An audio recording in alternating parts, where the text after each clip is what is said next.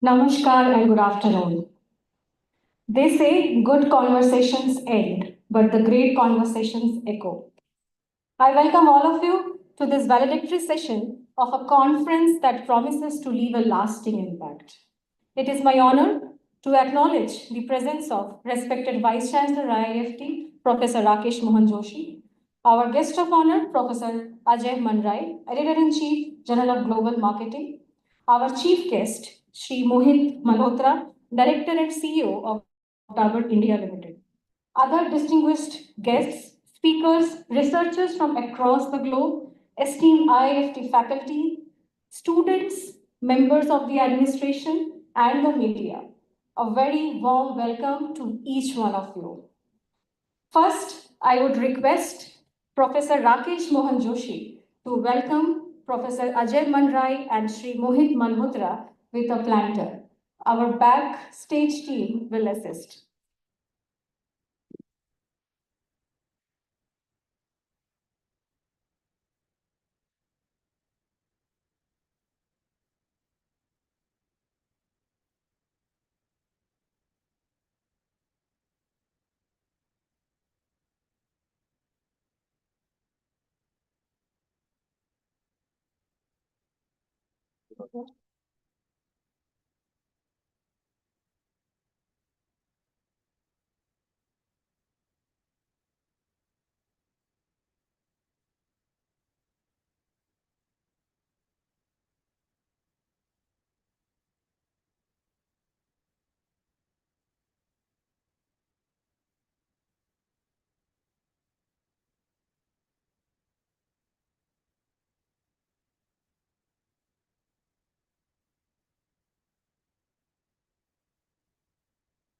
Thank you, sir.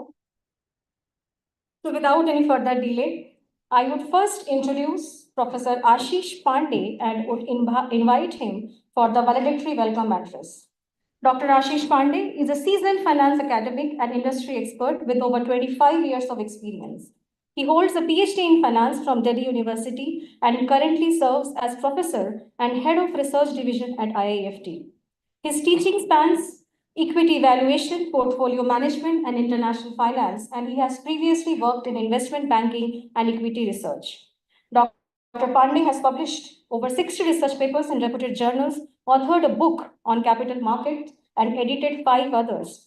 He has held several key administrative roles at IIFT, including IIFT Gift City campus. Known for his leadership, analytical acumen, and deep subject expertise, Dr. Pandey continues to be a pillar of academic and research excellence at IIFT. Sir, please, I invite you for the valedictory welcome address.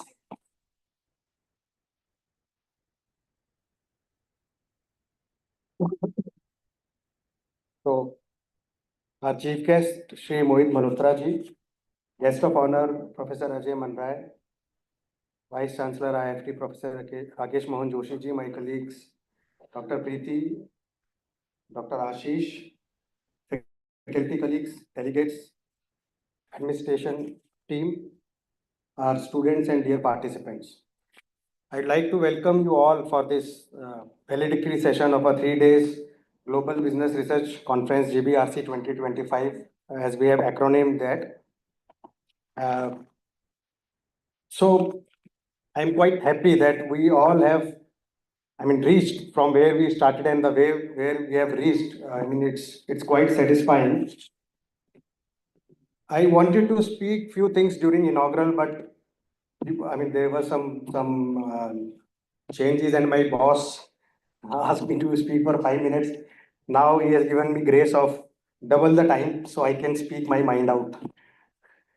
So it's heart to heart.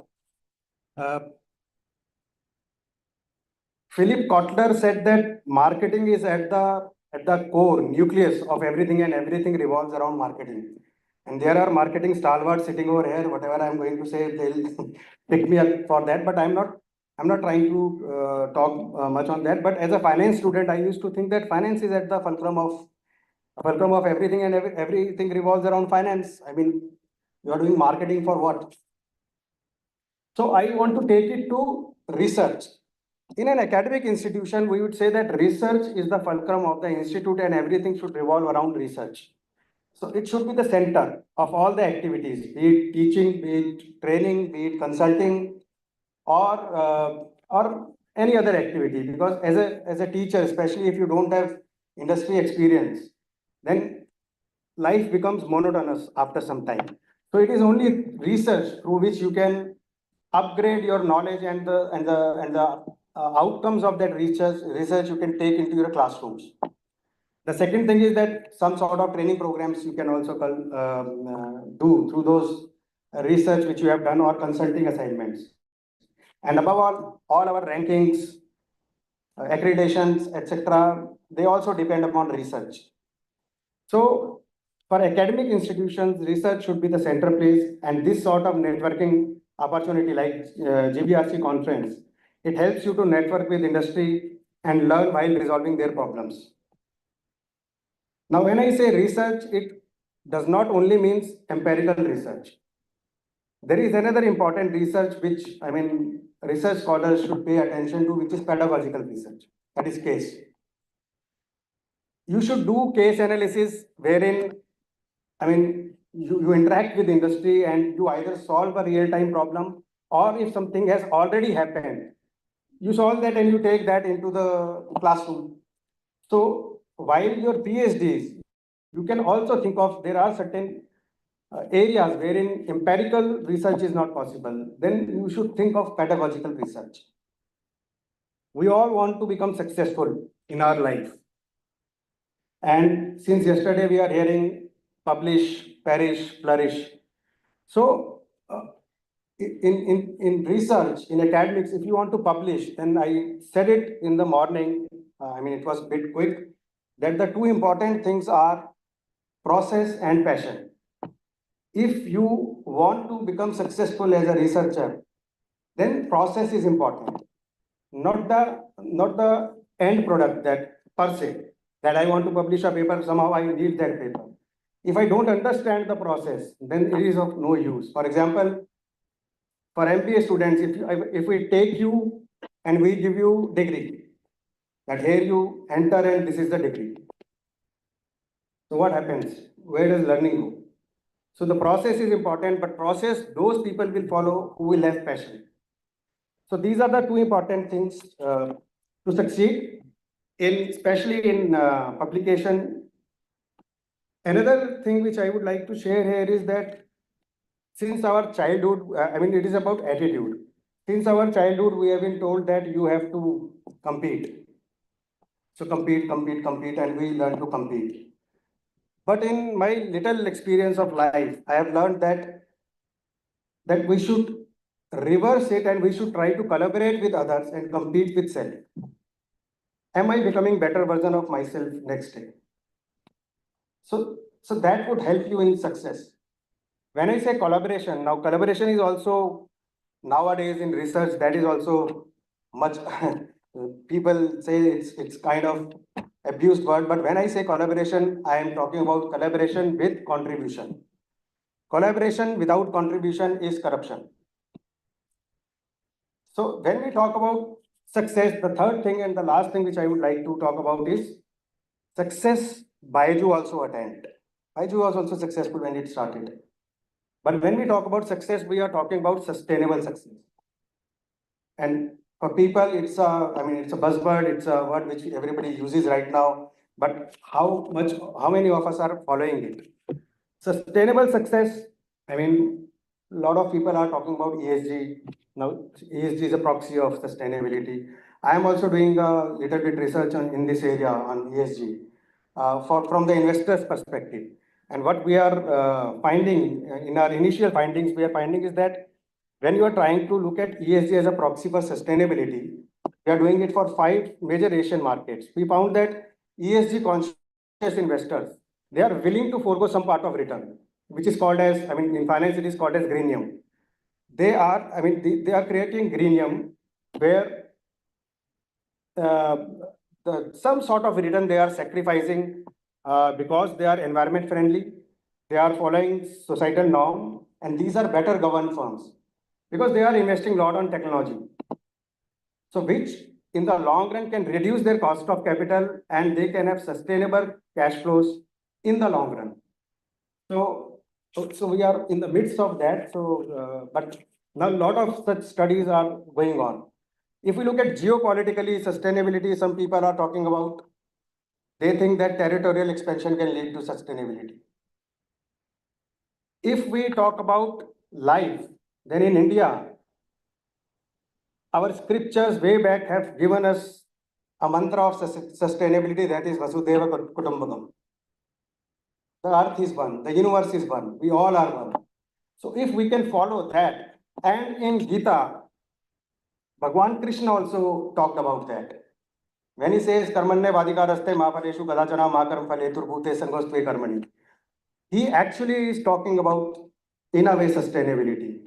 You can take Jnana Yoga, you can take Bhakti Yoga, but what is relevant in today's world is Karma Yoga. And what Gita is telling you throughout is that if you want sustainable success, it has only one mantra, that is service. Service to whom? Service to society. So service to society means that wherever you are, whatever you are doing in your respective field, just try to serve your stakeholder. And that, in my view, is the mantra for sustainability. So when you are as a research scholar, you are going to publish, then you have to look at, so sustainability or success to you means that you have to look at that who are the beneficiaries of your research. The work which you are going to do, who would be beneficiary of that work? And what is your inner urge that is motivating you to explore that particular area?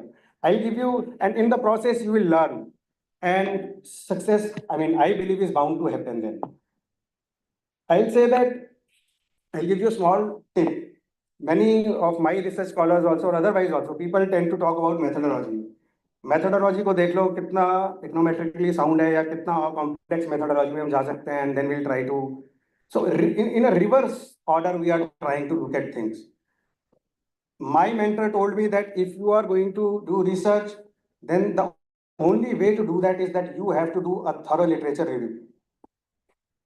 Because literature review is going to give you ideas, it is going to give you areas of what sort of work has been done and what is going to happen in future, and it gives you a stream of work. Out of that, you take few which motivate you, you create your boundaries in terms of objectives. Objectives are the boundaries of that particular research. And then you follow it up with your data, methodology, findings, etc. And finally, like I said, service to whom? So implications to the stakeholders. PhD is the gateway to the research, not an end. So those who are young scholars, please remember this, that your actual research starts after PhD. So this is only the beginning of research. So finally, I would like to share that in this conference, also we paid attention to sustainability in a little way by replacing giving bouquets with plants to encourage people to move more closer towards nature. And I would say that if this conference is successful, and if I can say it in Trumpian way, I can say it is. But I'll say that if this conference is successful, then without you all, it would not have been possible. It was all encouragement and motivation by our Mukhya, our patron, Honorable Vice Chancellor, whose guidance always helped us. And I know there is a formal vote of thanks, but I'm not going to get another chance to speak here.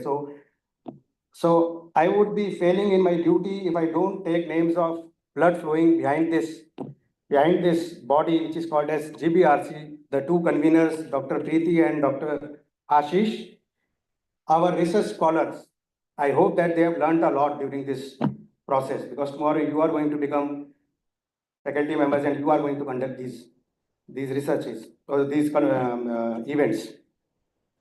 And my admin team led by SO Rakesh Mohan, who had made this event great.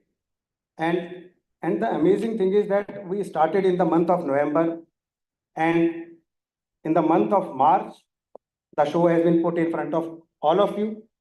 So I'm sure that there would have been some shortfalls in this conference. So there are some improvement areas, but like they say, Kaizen, continuous improvement. I assure you that in the next edition, we would work on those shortcomings. We'll take feedback as an institution and serve you better next time. So with these words, I would say that till then, keep learning, keep serving, keep flourishing. Thank you.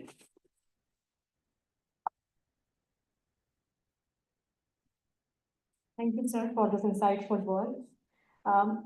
I think IIFT, industry, academia, research, collaborative research has been the focus of IIFT and we will continue to do so. And whatever you said about the inner urge for the research should be or should always be the foundation, and I completely resonate with that. Thank you, sir. This valedictory session is not just a reflection on the past 2 days, but a step towards building a strong and collaborative future. As a part of this vision, IIFT is going to have a strategic collaboration with Newland Global Group, NGG Australia, to co-develop case studies focused on international business and trade. We believe these case studies will have a far-reaching impact, benefiting businesses in India, Australia, and beyond. In the coming months, we look forward to organizing a series of workshops, stakeholder consultations around this theme, and we remain open to further collaborations with institutions and industry partners. To mark the beginning of this initiative, I now request the dignitaries on the stage and Ms. Natasha Bhaskar from NGG on the dais to unveil the first glimpse of the compendium that will be developed under this collaboration.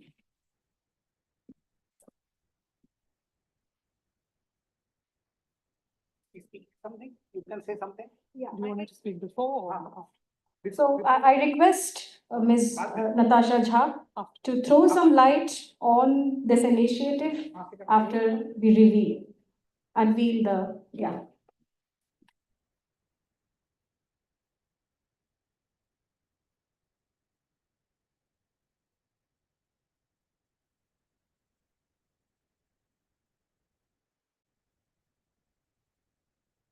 We would request you to throw some light. Yeah. Great.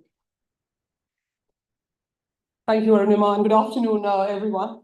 Thank you very much for the opportunity and very pleased to have this collaboration with IIFT Case Research Center. Now, the India-Australia Business Case Studies Compendium is a high-impact strategic initiative designed to build business literacy through case studies.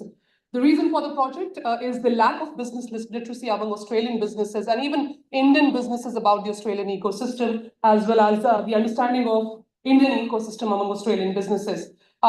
The purpose is to accelerate bilateral trade and investment growth, and within the next 2 years, we aim to achieve a $100 billion economic partnership, strengthening bilateral business capabilities and unlocking new commercial opportunities between India and Australia. The only constant in the bilateral relationship is cricket. Hence, we have attempted a cricket analogy on this project, which says pitch perfect, the perfect conditions for a $100 billion partnership. This, as Arunima mentioned, is a joint project to be executed by IIFT's new Case Study Research Center and the Newland Global Group.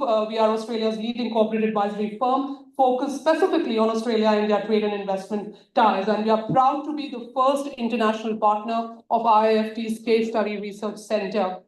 As you would know, that the Australian businesses are actively interested in expanding into India. And as a key partner under the Australian government's India Economic Strategy to 2035, India has emerged as a dynamic hub of economic growth, innovation, and investment.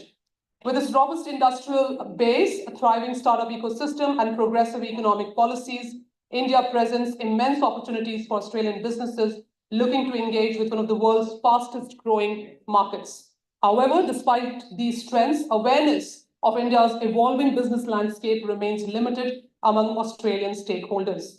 Through the India-Australia Case Studies Compendium project, we aim to bridge this knowledge gap by highlighting real-world business experiences and success stories, focusing greater collaboration and unlocking new avenues.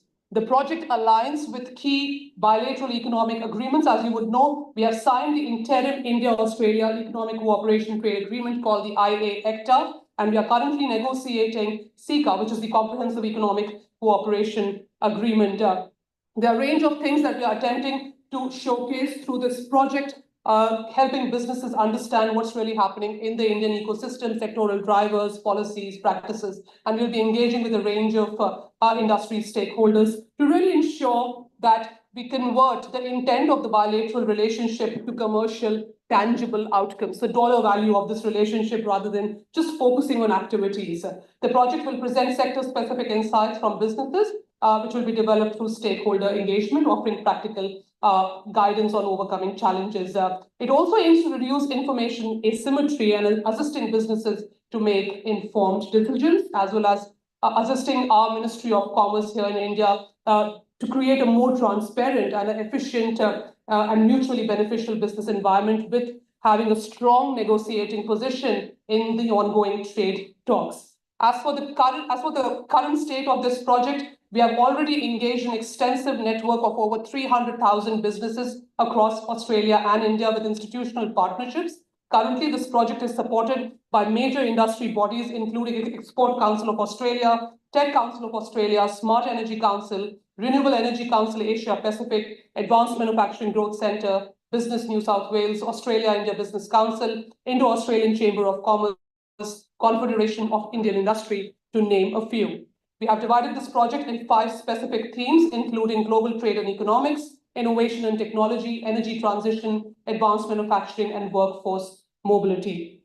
We believe that we'll be able to achieve the long-term economic aspiration of our bilateral relationship through this project, and we thank IIFT for this collaboration. This project will be launched in Australia and India across different states end of this year, and we look forward to shifting the narrative on bilateral business going forward. Thank you very much for the opportunity. Thank you. Thank you, Natasha. I would now invite Dr. Preeti Tak to the stage to present the conference report. Dr. Preeti, first a friend, then a colleague, is a faculty member in the area of marketing. In addition to her academic role, she also leads important responsibility as the program director of our vibrant Ph.D. program and serves as the faculty coordinator for the Corporate Relational Placement Division. Hugely popular among students, Dr. Preeti has played a key role in shaping the Institute's evolving vision. Dr. Preeti, on the stage.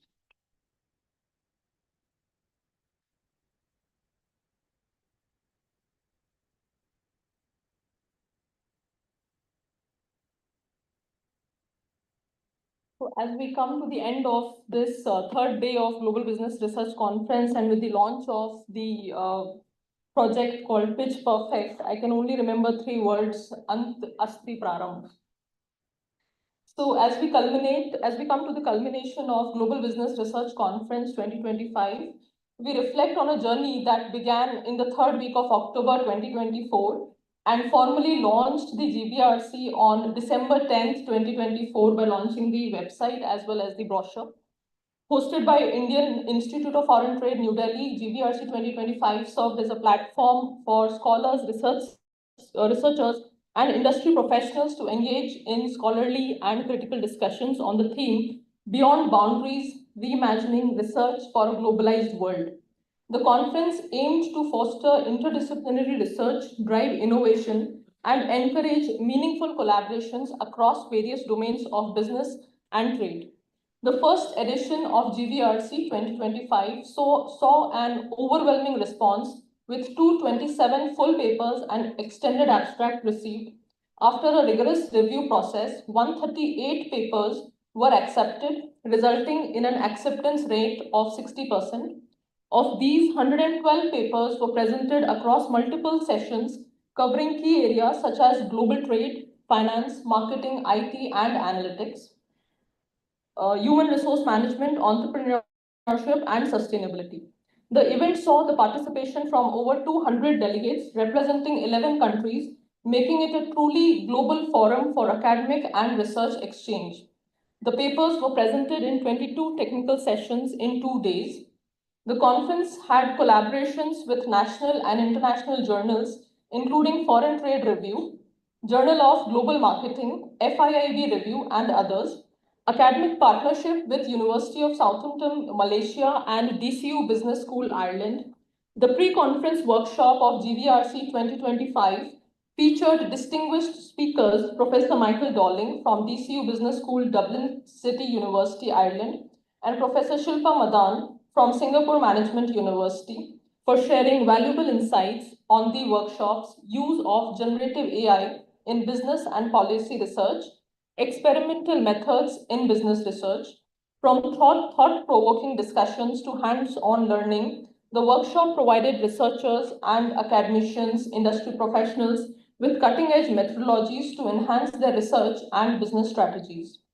The conference featured an inaugural session with esteemed guests, including Sri Rajshri Gupta, Managing Director and CEO of ONGC Videsh Limited, and Professor Elena Spasova, Dean of Henley Business School, UK, who shared their valuable and visionary insights on the evolving global business landscape. The Meet the Editor session of GBRC 2025, powered by SAGE, was an enriching experience for researchers.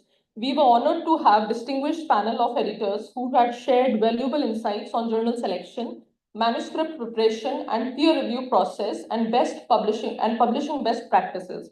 Professor Sushil, Editor-in-Chief, Journal Global of Flexible System Management, Professor Anuja Bhattacharya, Editor-in-Chief, Foreign Trade Review, Professor Satyanarayan Kothe, Associate Editor, Indian Economic Journal, Professor Michael Dolling, Associate Editor, International Review of Financial Analysis, Finance Research Letters, Professor Gurmeet Singh, Associate Editor, Journal of Global Marketing, Professor K. Rangarajan was the session moderator, Center Head, IIFT Kolkata Campus.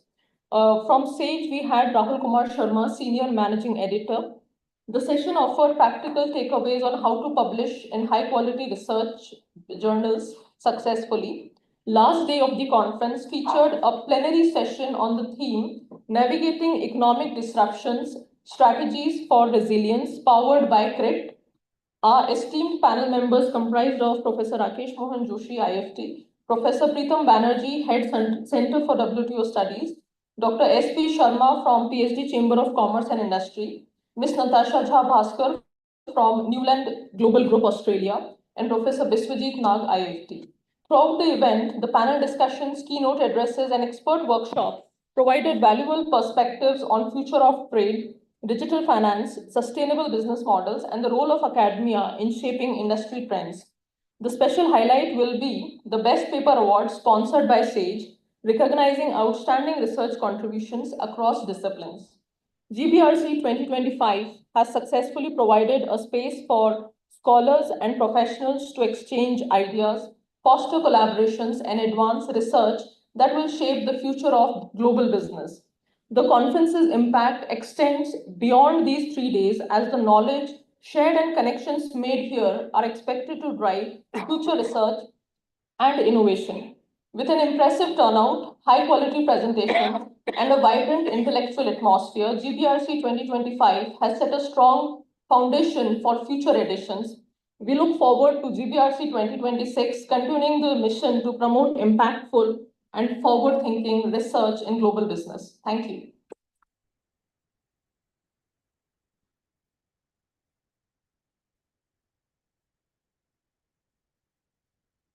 Thank you, Dr. Preeti. Now, I would request Professor Rakesh Mohan Joshi to address the gathering, but let me first introduce Professor Joshi. Professor Joshi is a globally respected academic, author, and expert in international trade and management, currently serving as Vice Chancellor of IIFT, an alumnus of institutions such as Harvard Business School, IIFT, Rasan University, and National Dairy Research Institute. He brings a rich blend of academic excellence and practical insight. He is the author of the widely acclaimed books International Marketing and International Business, and has led high-impact research for global institutions like World Bank, UNCTAD, Asian Development Bank, and the Government of India. Professor Joshi has trained senior civil servants, foreign diplomats, and industry leaders across 30+ countries and has held key leadership roles, including chair of UGC, BIS Committee, and Management Council member of IMA.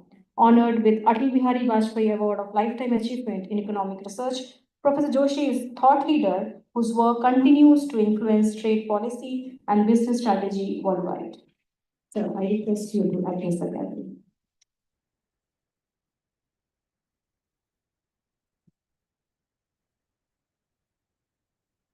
Thank you so much, Arunima. Distinguished guest, Shri Mohit. Incidentally, let me tell you, Mohit is our student, MBA. And it makes me multiply proud, not doubly proud, that he is CEO of one of the most vibrant and large company, and not only India, but indigenous system among the world, the Dabur India Limited. So welcome to you, Mohit. Give him a big hand. And then I also welcome Professor Manarai, who is also the editor of Journal of Global Marketing, Professor Gurme, Natasha ji, my very distinguished colleagues, researchers. Nothing succeeds like success. We plan many things. हम रोज सोचते सोचते plan करते रहते हैं कि हम ये करेंगे करते नहीं है क्योंकि हम खाली प्लान करते हैं. कुछ लोग ऐसे होते हैं जो कर गुजरते हैं और आई एक्नॉलेज दोज जो कर गुजरे हैं.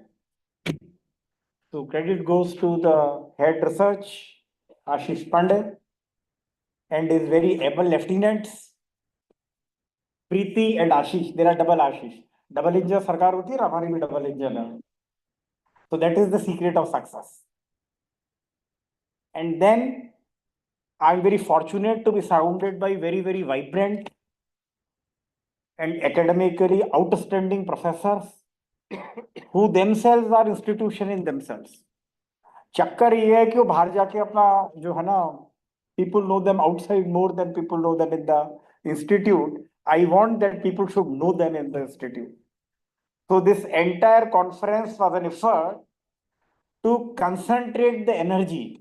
जैसे बैठ के meditation करते हो ना तुम, तो concentrate करते हैं. So my only request is that you focus on the institute, carry on research, and I'm committed to make this place more competitive than any other place outside, both for faculty and staff. So it was a small, attempt from our side that IIFT for last now 70 years or more have been an institute for international foreign trade. है तो हमको सब लोग कहते हैं आपको trade का काम करते हैं. फिर हम ट्रेड का काम करते थे, सारी ट्रेनिंग करते थे, वो सारा काम WTO को दे दिया गया. तो जब से WTO सेंटर लगो हमारे पास कोई फंडिंग नहीं है. And my very able colleague always tell me कि you are not giving us the funding. And this man has got a capability to tell to the secretary that you have not given us funding, but we know better than you. I don't want to take his name, but he did a project with me on this chemicals. तो हम secretary साहब के साथ बैठे हुए थे, तो उन्होंने कहा he said you don't know, you need to know it. अभी थोड़े दिन पहले हम किसी के साथ बैठे थे, उन्होंने कहा हम ही सारी डेटा क्रंचिंग करते हैं, पूरे हिंदुस्तान को दुनिया में डेटा सप्लाई करते हैं. This man said you don't know data, you only keep the data, only we can do it. And we did. I want people like that, and we have that. है क्या कि मैं थोड़ा सा request ये करता हूँ कि बाहर ना आप यहाँ पे काम करें, और मुझे लगता है कि ऐसा वक्त आ जाएगा. Now, from trade, it is probably the first conference we organized absolutely on management. है ना, हमारे पास और प्रोफेसर हैं, operation, they do such a great work.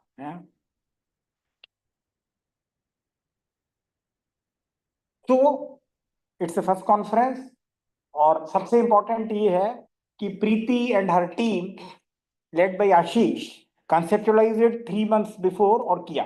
देखो डायरेक्टर का काम तो बड़ा सिंपल है. Director by definition need not work. काम ही नहीं करना, आप तो डायरेक्टर को काम करना है. Director has only to direct. So you can be successful only if you don't hinder. जो लोग कर रहे हैं उनको करने दो. You need to identify जो कर रहे हैं उनको काम करने दो, and you go and sleep, everything will happen. Problem तब होती है जब आप क्या है कि जो कर रहे हैं उनको कहते हो कि तुम मत करो. अच्छा, दूसरा का जितनी जल्दी हम जान लें कि youngsters are superior to us, that is beginning of our success. So I recognize that all of you are better than me.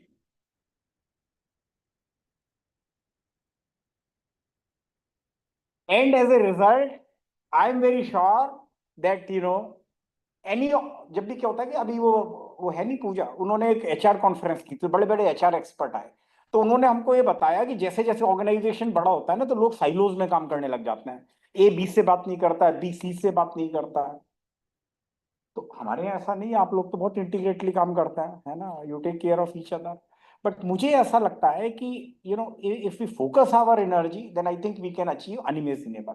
तो मैं कभी गया था, रविकांत थे टाटा मोटर्स के सीईओ एमडी, तो he was the person who launch that Nano car launch किया, और वो जगुआर वाला जो उन्होंने वो किया।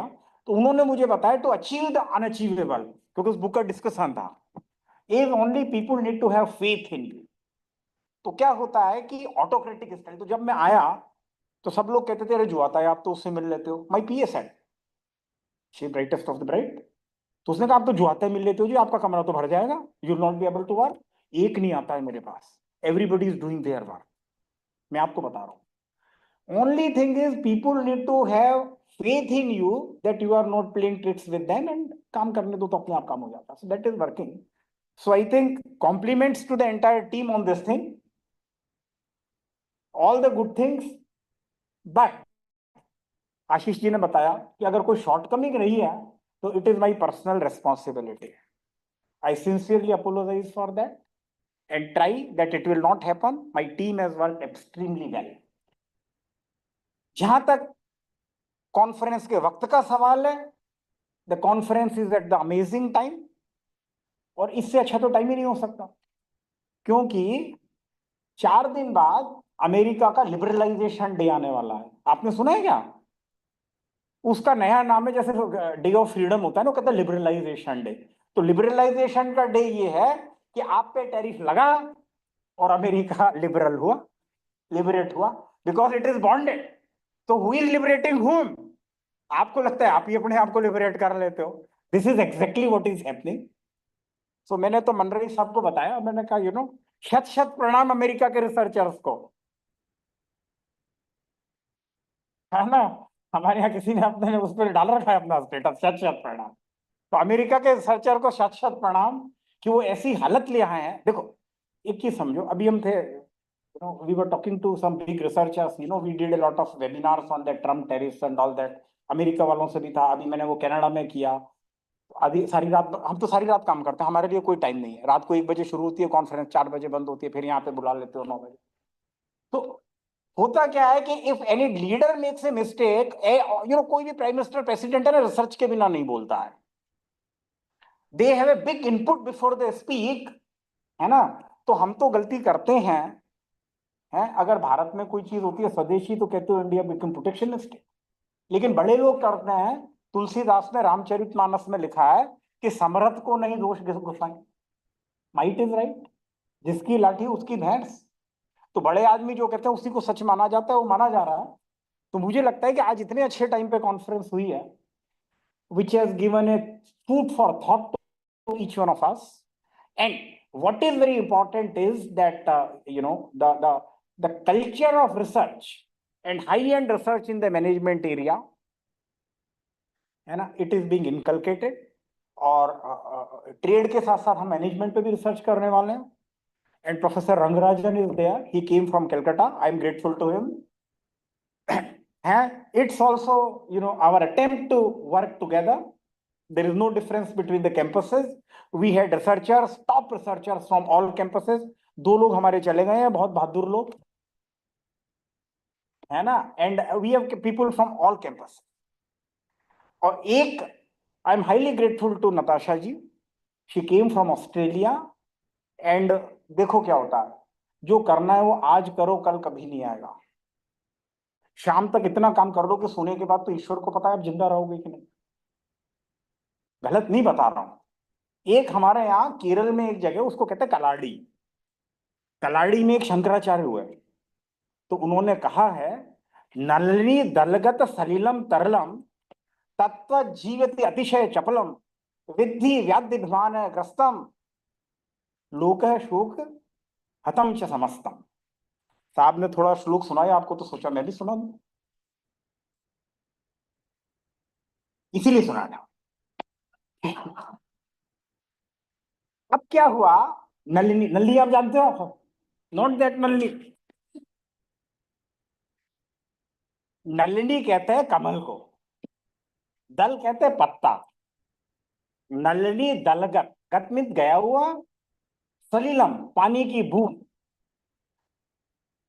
कमल के पत्ते पे गई हुई पानी की बूंद जैसा तरलम इज फ्लूट, तद्वि जीवितम अतिशय चपलम, जिंदगी उतनी ही फ्रेजाइल है।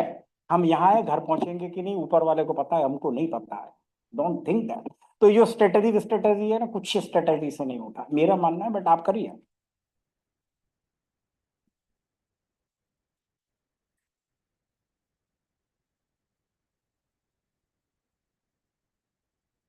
विद्धि व्याध्य विमान ग्रस्तम, विद्धि मतलब प्लीज नो इट, व्याध्य इट इज कमिंग, व्याधि अभिमान, बीमारी, हम लोग बीमार रहते हैं, सभी बीमार हैं, किसी को ब्लड प्रेशर है, किसी को शुगर है, किसी की नाक आ जाती है, किसी के पीठ में दर्द है, अभिमान। उसके बाद भी we are proud that we are very big.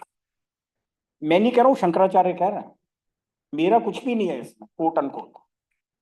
लोकम शोक हतम च समस्तम, हतम कहते हैं मारना, दुनिया में शोक हतम च समस्तम, हर आदमी को गम ने मार रखा है, ऐसा शंकराचार्य ने कहा। मैं फिल्म गाना नहीं सुना रहा हूं,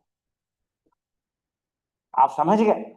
तो इसलिए मैं स्ट्रेटेजी के लिए इसलिए कह रहा हूं, हमने बड़े एफटीए के एनालिसिस की बड़ी स्ट्रेटेजी बनाई है, ग्लोबल वैल्यू चेन आई कि कनाडा से अमेरिका, अमेरिका से Mexico, and then you will be able to do it. आपको क्या पता था कि पहले दिन आप ही हिट हो गए everything. And today you see the quotation of the Prime Minister of Canada who says the relations what we had with America are absolutely gone।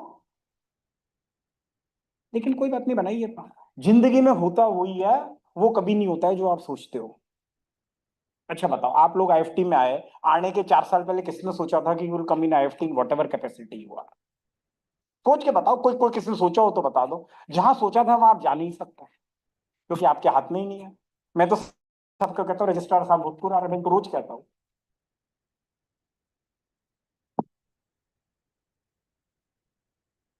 हम जब इस मानस में, भरत जी एक दिन जोर जोर से रोने लगे कि ये क्या हो गया, तो मर गया।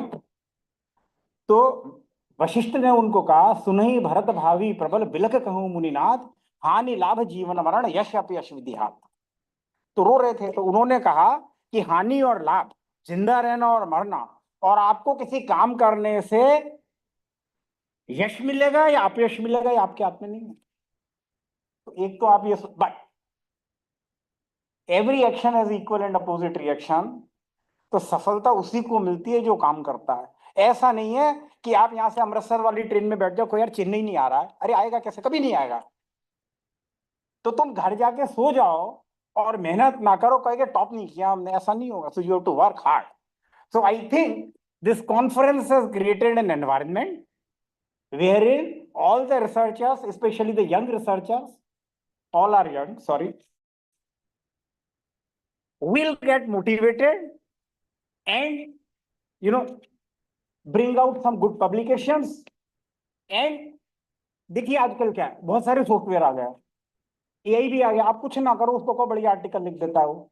ऐसे अच्छे सॉफ्टवेयर आ गए जो ऐसे पेपर लिखते हैं कि बिल्कुल छप जाते हैं वो, बिब्लियोग्राफी हो कोई, वो सारा एनालिसिस कर देता है। बट कुछ भेजे में आना भी तो चाहिए। सो क्या है, नहीं यार, अरे अगर ऐसा, don't become like American researchers, otherwise you will put those who trust on you in trouble, है ना। तो we are creating an environment, an integrated environment of research where in you collaborate with each other, है ना, and discuss with each other, and I am very sure. अच्छा, Natasha जी को मैं बता रहा था कि ये आई हैं और हमने we are working on some case studies, as a part of like IFT is setting up a IIFT case research center. I'm very happy to say that Dr. Preeti has done a lot of groundwork for that. Formally we'll launch, but ये जैसे pre conference वो होता है ना, workshop, which is more important than the real conference. Researchers know it, है ना। अच्छा, वो अच्छा था कि कॉन्फ्रेंस अच्छी थी, pre conference. So it is a pre conference workshop, और उसके अंदर we are grateful to Natasha. So because they are providing us the real time data, interaction with that, and very soon you will see launch of this IIFT Case Research Center. Only thing is you need to visualize, you need to plan, and you need to effectively implement. Once we implement, तो मैं बता रहा हूँ जो भी हमने सोचा है ना होगा सब. इसमें वक्त लग सकता है, but if your intentions are right, then God will help you. Thank you. Namaskar.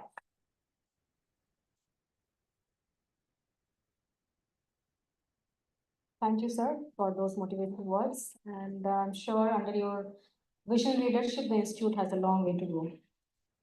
Now, I would like to request our guest of honor, Professor Ajay Manrai, to address the gathering. Professor Manrai is a professor of marketing at the University of Delaware's Lerner College of Business and Economics. Since 2016, he has served as the editor-in-chief of the Journal of Global Marketing and previously held the position of president of the International Management Development Association. In 2011, he was awarded the prestigious Fulbright Nehru Grant as a senior research scholar in India. He holds a Ph.D. in marketing from Kellogg School of Management, Northwestern University, and is an alumnus of both IIT Delhi and IIM Ahmedabad. Before joining the University of Delaware in 1991, he taught at the Wharton School, University of Pennsylvania. Professor Manrai has published over 100 research articles in top-tier journals such as Marketing Science, Journal of Marketing Research, and International Business Review. His research focuses on consumer behavior, global marketing strategies, and cross-cultural analysis. A celebrated teacher, he has received multiple awards for excellence in teaching and research, including the University Teaching Award at Delaware and Best Professor Award in both MBA and EMBA programs. Widely traveled, he has visited nearly 120 countries and currently serves as associate editor for several journals, while also being on the editorial boards of International Business Review and Marketing and Psychology. Sir, I request you to address the gathering.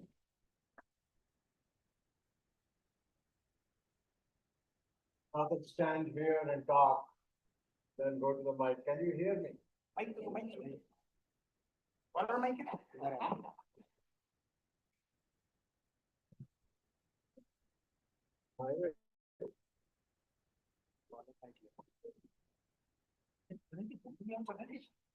Yeah, he's changing. Yeah. Is it shared? No, see. No, online. No?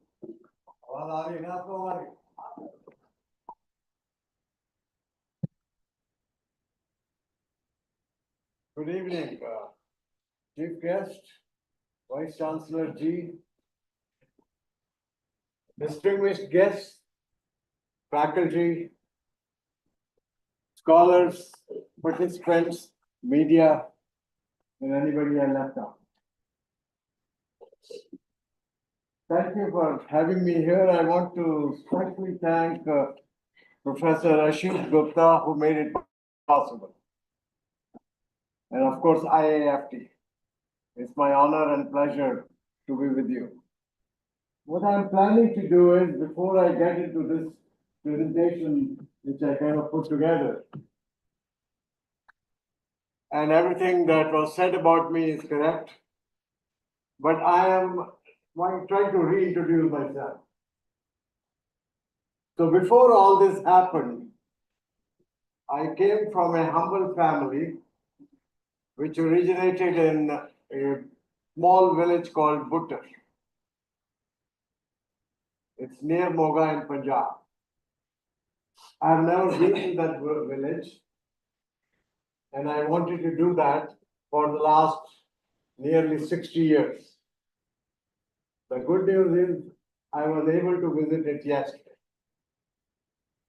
For me, it was profoundly rewarding. The vibes of that place really comforted my heart, mind, and soul, as they say. So I was thinking about it, it led to thinking that how come I got where I am?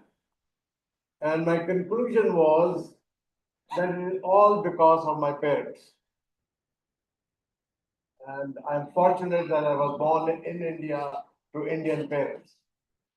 They are devoted, they encourage you, they bless you, they guide you, and they're wisdom. So thanks to the parents. Changing gears into what I want to talk to you about. It's a research conference, so I thought it would be appropriate to talk about a research journal. And the two parts of it, one is obviously Journal of Global Marketing, which I have the honor and pleasure of serving as the editor-in-chief. So I'm going to talk about JGM. When I say Journal of Global Marketing, it's a mouthful. So I'm going to shorten it to JGM during my presentation. What is JGM's positioning? What are we all about? And the second thing I want to talk about is an article, an editorial, which bunch of the editors at JGM wrote together. And this article is about how to publish in high impact journals. So I'm going to kind of summarize that article. It's a 4-page article, a 20 minutes read. And I read that article every time before I do this presentation. So I read that today. I will encourage you to read that article if you are interested in publishing in JGM or in any other high impact journal. So whatever I'm going to talk about in the context of JGM, you replace JGM with another journal, things will still apply. That's what I'm planning. So I consider JGM as a launchpad journal. What do I mean by that? It's a journal where you can quickly publish your research, particularly in the fields which are new and emerging, like Web3, role of AI in research or in global marketing, like that. Any new field in which you will find some resistance in the SSCI highly ranked journals, those things you can publish quickly in JGM, besides everything else that you may be interested in. So let me roll back and come back to this slide again. So who we are. JGM started more than 35 years ago in 1988.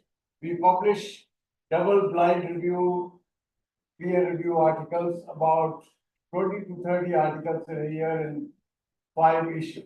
So about 4 to 6 articles an issue. We have a very diverse board. In fact, I'm very proud of our board, more than 100 scholars. The 9 depicted here are the senior associate editors and the deputy editor. In fact, Dr. Gurmeet Singh is one of our associate editors, and I'm meeting him for the first time. So we mostly do work on the net, thanks to the technology, but we sometimes are able to meet over the conference.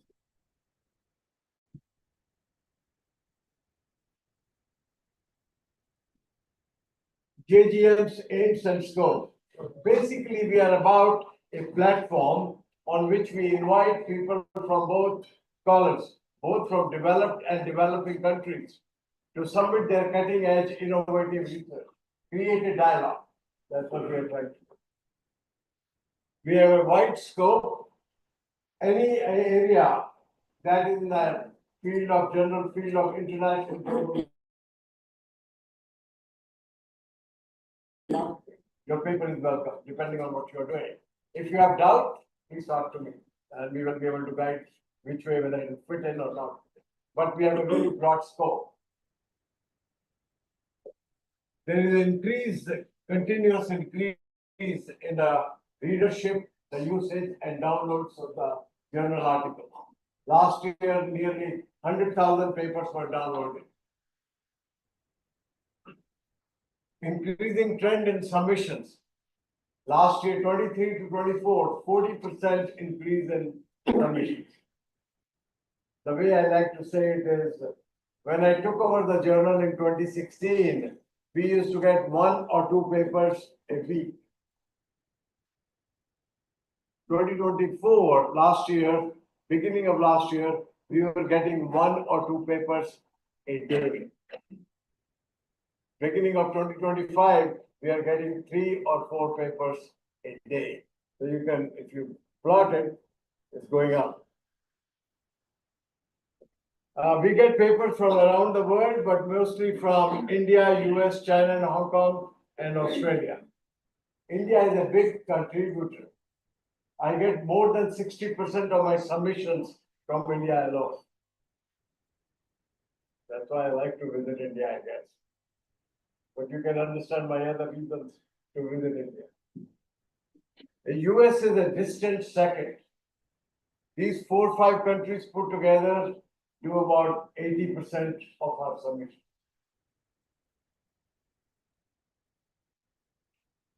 Our speed and standards, we are fast and we have high standards.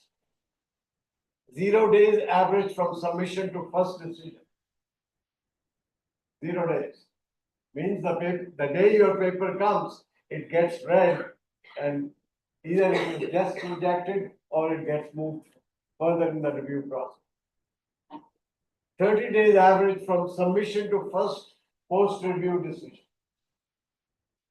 So within a month, I can get you back comments. That's where the board comes in. We have a very robust board, more than 100 scholars. We give quick feedback and a high quality feedback. From an author's perspective, there are 2 things which are the most important. How quickly you tell me what's going to happen to me, and well, if you do provide feedback, is it something which helps me in improving the paper? So 30 days after the review, 11 days average from acceptance to the first public, the online publication. We do online publication first and then paper copy. So if you think about it, less than 2 months, if things go right, you can publish your paper. That's why the launch pad position, that you can quickly get your paper out, less than 60 days.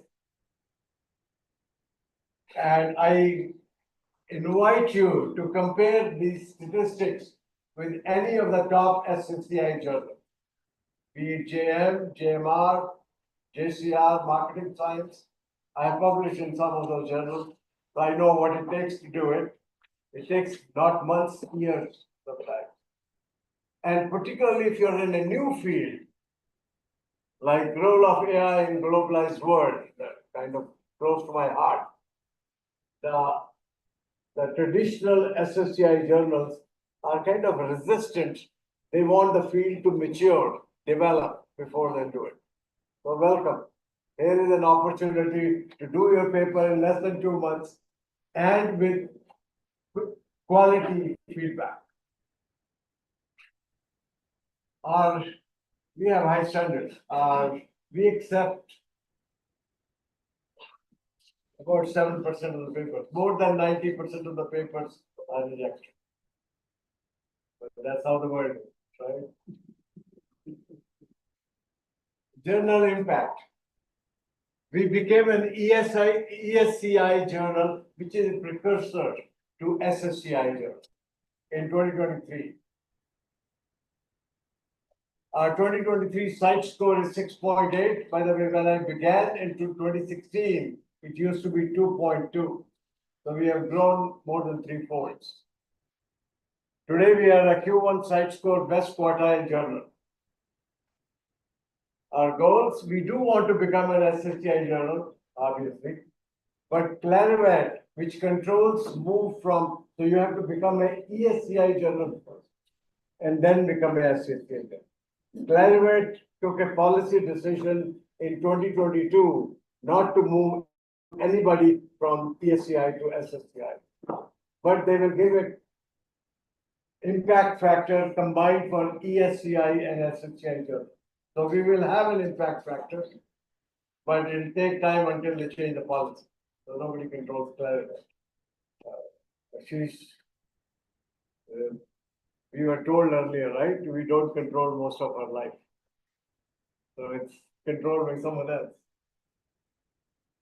Goal 2, category A in ABDC list. This year, ABDC board is reviewing all the journals in their fold, and we are hoping to become a Category A journal in 2025. We started a JGM Best Paper Award. Professor Lalita Mandrai, she was actually involved in JGM early on in 1990s. I'm losing my voice. And so this is to commemorate her life. I'm thankful to Taylor and Francis to institute this award. The first award, it started last year, but we have not announced the first award winner so far. It's going to happen any day now. So maybe tomorrow, we'll see. Help for authors. If you are interested in publishing JGM, I invite you to go to the JGM homepage. There is a lot of help available already. So things like reviewing the aims and scope, instructions for authors and so on, AI policy, a lot of help is already there. Couple of other thoughts before I roll into what I really want to share with you in terms of that article. One, we have started doing feature topic papers. We invite marketing thought leaders and ask them and share their perspective with on a topic of mutual interest. So we have done a couple of recent feature topic papers. The most recent one is by Raj Sethurathan. He's a professor of marketing at SMU in Dallas, US. Raj and I overlapped at Northwestern 40 years back, so he's a good friend also. The others are by Verontes and by Bagosi. By the way, all our editorials, all feature topic papers, they are available free access on the journal homepage. We also do special issues. We have scheduled some 6 special issues between now and 2026. So there are things like managing brands across countries in times of disruption. It's open today. It's open now. We are doing a special issue on marketing international education, multimedia, multi-method approaches to structural equation modeling, marketing for a sustainable future, medical tourism, generative AI in global marketing. So there are 6 issues which are already on. If you have interest in a special topic and you want to do a special issue, put a proposal together and we'll work with you. These are some of our recent editorials. The first one is the one which I want to focus on today, which is tips on how to publish in a high impact journal. We also have this editorial on developing new research stream. How do you develop a new stream, a new field or subfield within a field? And guidelines for data collection, that's on global marketing research. How do you do that? What kind of challenges are there? How can we improve upon it? These 3 are there. The third one is just come out yesterday or today. We have a JGM LinkedIn page. I encourage you to subscribe to it. If you are interested in keeping up to date on our content and news, it's useful. All our papers, the editorials, the feature topic papers are also available free of cost on the JGM LinkedIn page. We also have a JGM YouTube channel. I invite you to join that. So the feature topic papers, we have an interview with the author and try and put the podcast or the webinar online. And you will, so this is Professor Lasku at University of Richmond interviewed Raj about his recent paper on non-reasoned choices. And this is live there now at Moreback. So some people want to read the paper, some people want to listen to what is done in the paper. And in this podcast, in this webinar, not only the paper is discussed, but the depth. How did that paper come about? And what is the other general area which Raj may be interested in studying? So you learn about the researcher, you learn about their research, you learn in depth about the specific paper which they have written. Likewise, we had one by Sakshi Katuria, she interviewed the Ranjan Chaudhary about the generative AI paper. And this is also live available. Shri Gandhi, she is a professor of marketing and supply chain at Eastern Michigan University. She interviewed Rick Magosi about his paper on model of goal-directed behavior. So in essence, variety of topics, variety of authors, variety of interviewers. And you can all get this at one place, free of cost. So, if you are interested in these things, you may want to subscribe to the JGM YouTube channel. We also do special sessions. We are doing one with 5 of my colleagues. They are all on the JGM board.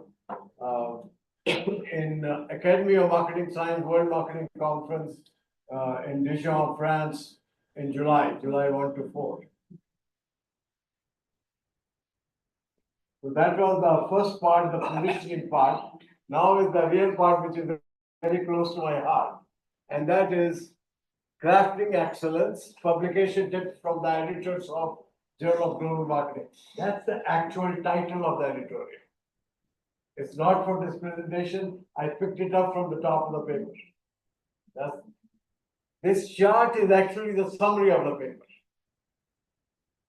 So basically, around the central block, how to publish in high impact journals. You have 8 blocks. And these are the 8 steps how to make sure you get into the paper.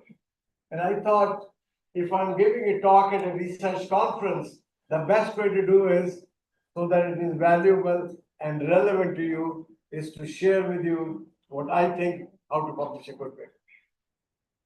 So what I will do is I'll go linearly, number 1 to number 8, to capture that paper. And like I said, it is a 4-page, 20 minutes read. So even after this, I would still want you to read that paper in case you are interested in publishing in JGM or another high impact journal. Step 1, sensitize to JGM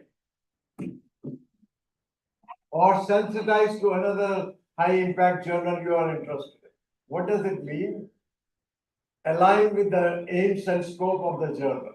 Read through the aims and scope. How do I match my research, my paper with that? Read JGM's articles. Figure out what kind of research is being published. Does it align with what I'm doing? Can I adapt myself to the kind of work which is being published? In the context of JGM, reflect on the global challenges and opportunities. What's going on? How does my research fit in with what's going on globally? Showcase value. The most important thing you want to do is show that I have value in what I'm trying to publish, which is demonstrate novelty by showing your uniqueness and differentiating your work with respect to what others have published. Make a good case, make that it is necessary, what I'm doing is necessary, it's important, relevant, and urgent. So basically, you're making a sale, you're pitching a sale. Showcase interestingness, clear, compelling, and creative research questions. Solicit trust, important. Key to soliciting trust is integrity. Anytime when you are soliciting, even if you know the person with whom you are soliciting trust in a relationship, for example. But here, with whom are you soliciting trust? You are basically appealing to the editor and reviewers, and you mostly may not even have met them. So soliciting trust with strangers, that's a hard thing. Easily said. Even in known relationships, it's hard to have that trust. So how do you do that? One way to do that is anything that you do in the paper, any method you use, it should be robust, relevant, and rigorous. 3 R's: robust, relevant, and rigorous. Be it sampling, be it data collection, be it data analysis, anything that you do. And that's how so gone are the days of convenience sampling. But if you have to use convenience sampling, then provide justification why in the context that I'm doing research in, it's appropriate. Right? So robust, relevant, rigorous methods. Create impact. Journals and papers are about impact. Both theoretical contribution as well as practical or managerial contribution. Talk about your contributions at least 3 times. In the abstract, briefly, a sentence. In the introduction, little more. And in the conclusion, elaborate after you have done everything. Show professionalism, avoid jargon. No point in using high-flown words. Keep it simple, keep it precise, keep it sharp, keep it succinct. Clarity matters. Simplicity helps. Show meticulousness. This is about when you are putting the paper together. Use author guidelines, publisher style. Be meticulous about. Don't make common mistakes like typos. Be careful. Avoid typos. Avoid capitalization mistakes. Avoid mistakes in the reference. Use software. Today we are rich, software rich. We have things which can draw the reference section for us. Solicit feedback, very important. We are sometimes in a hurry. We put a paper together. We want to send it out for publication. Stop. After the paper is written, share it with your colleague. Ask them to read and provide you feedback. Even if English is your native language, get it proofread. Oftentimes we see so many mistakes, grammatical mistakes, typos, spelling mistakes. Think about it. When I'm reading a paper first time and I see too many errors, I think it is sloppy. To my mind, if your paper is sloppy, means your research is sloppy. That's an assumption. But oftentimes we do that. We project. And that's going to be to your disadvantage. Right? So get it read, get it proofread. Get it read for the content, get it read for the English. Most of the stuff is published in English, not all, but most of it. Show diligence. I'm on number 8, notice. We traveled through it. Careful, complete, and cordial. This is in response to if you submitted a paper and you got a decision, revise and resubmit. That's a win. That's really a win. I consider even rejections as learning experiences. Of course, rejection is disappointing, but it's you get feedback, so you learn from it. But if it is a revise and resubmit, it's definitely a win. And that's when you have to be extremely careful and thorough to make it so that your paper is published. And by careful, complete, and cordial, I mean, be nice to the reviewers, you need them. You need their support. So be nice no matter what they say. You don't have to accept everything they say. You can disagree with what they are saying, but you can still be nice about it and show why you disagree. Be specific and thorough, page-wise, line number-wise, whatever they are asking, respond to that. I have gone through these myself during my research, my career, and sometimes the research, author's response note to the reviewer's comment is longer than the original paper. That's the meaning of thoroughness. That you are responsive, you are careful, you want to do it right. Like I said, we reject more than 90% of the papers submitted to us. And I agree and I repeat, it is disappointment, but get over that disappointment quickly.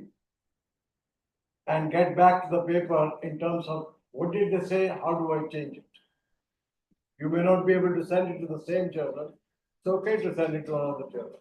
But do not send the same paper to another journal. Never do that. I can easily tell that this paper was rejected somewhere else and it came to me. You know what will I do? Right? So take time, incorporate what was said, why it was rejected, try to improve upon it, adapt it to the next journal you want to submit it to, and then submit it. Learn from rejection. That's what I mean by learning from rejection. So this is what I did so far. Sensitize yourself is a summary of what I said so far. That is learning the aims and scope of the journal. Showcase value, be unique, differentiate, formulate a clear, compelling, and creative research question. Solicit trust, integrity, employing rigorous, robust, and relevant methods. Impact, establish meaningful theoretical and practical contribution. Repeat them 3 times: abstract, introduction, and conclusions. Professionalism, employ clear, concise, and professional language. Meticulousness, engage in proper formatting. Seek feedback, both friendly feedback on the research content as well as on the proofreading side, English side. Finally, diligence. Use careful, complete, and cogent, detailed, thorough response to the reviewer's comments. We invite you to consider JGM for your international global marketing research. If you have any questions, I'll take it after the event because Ashish is nervous. He wants to move on. Thank you very much.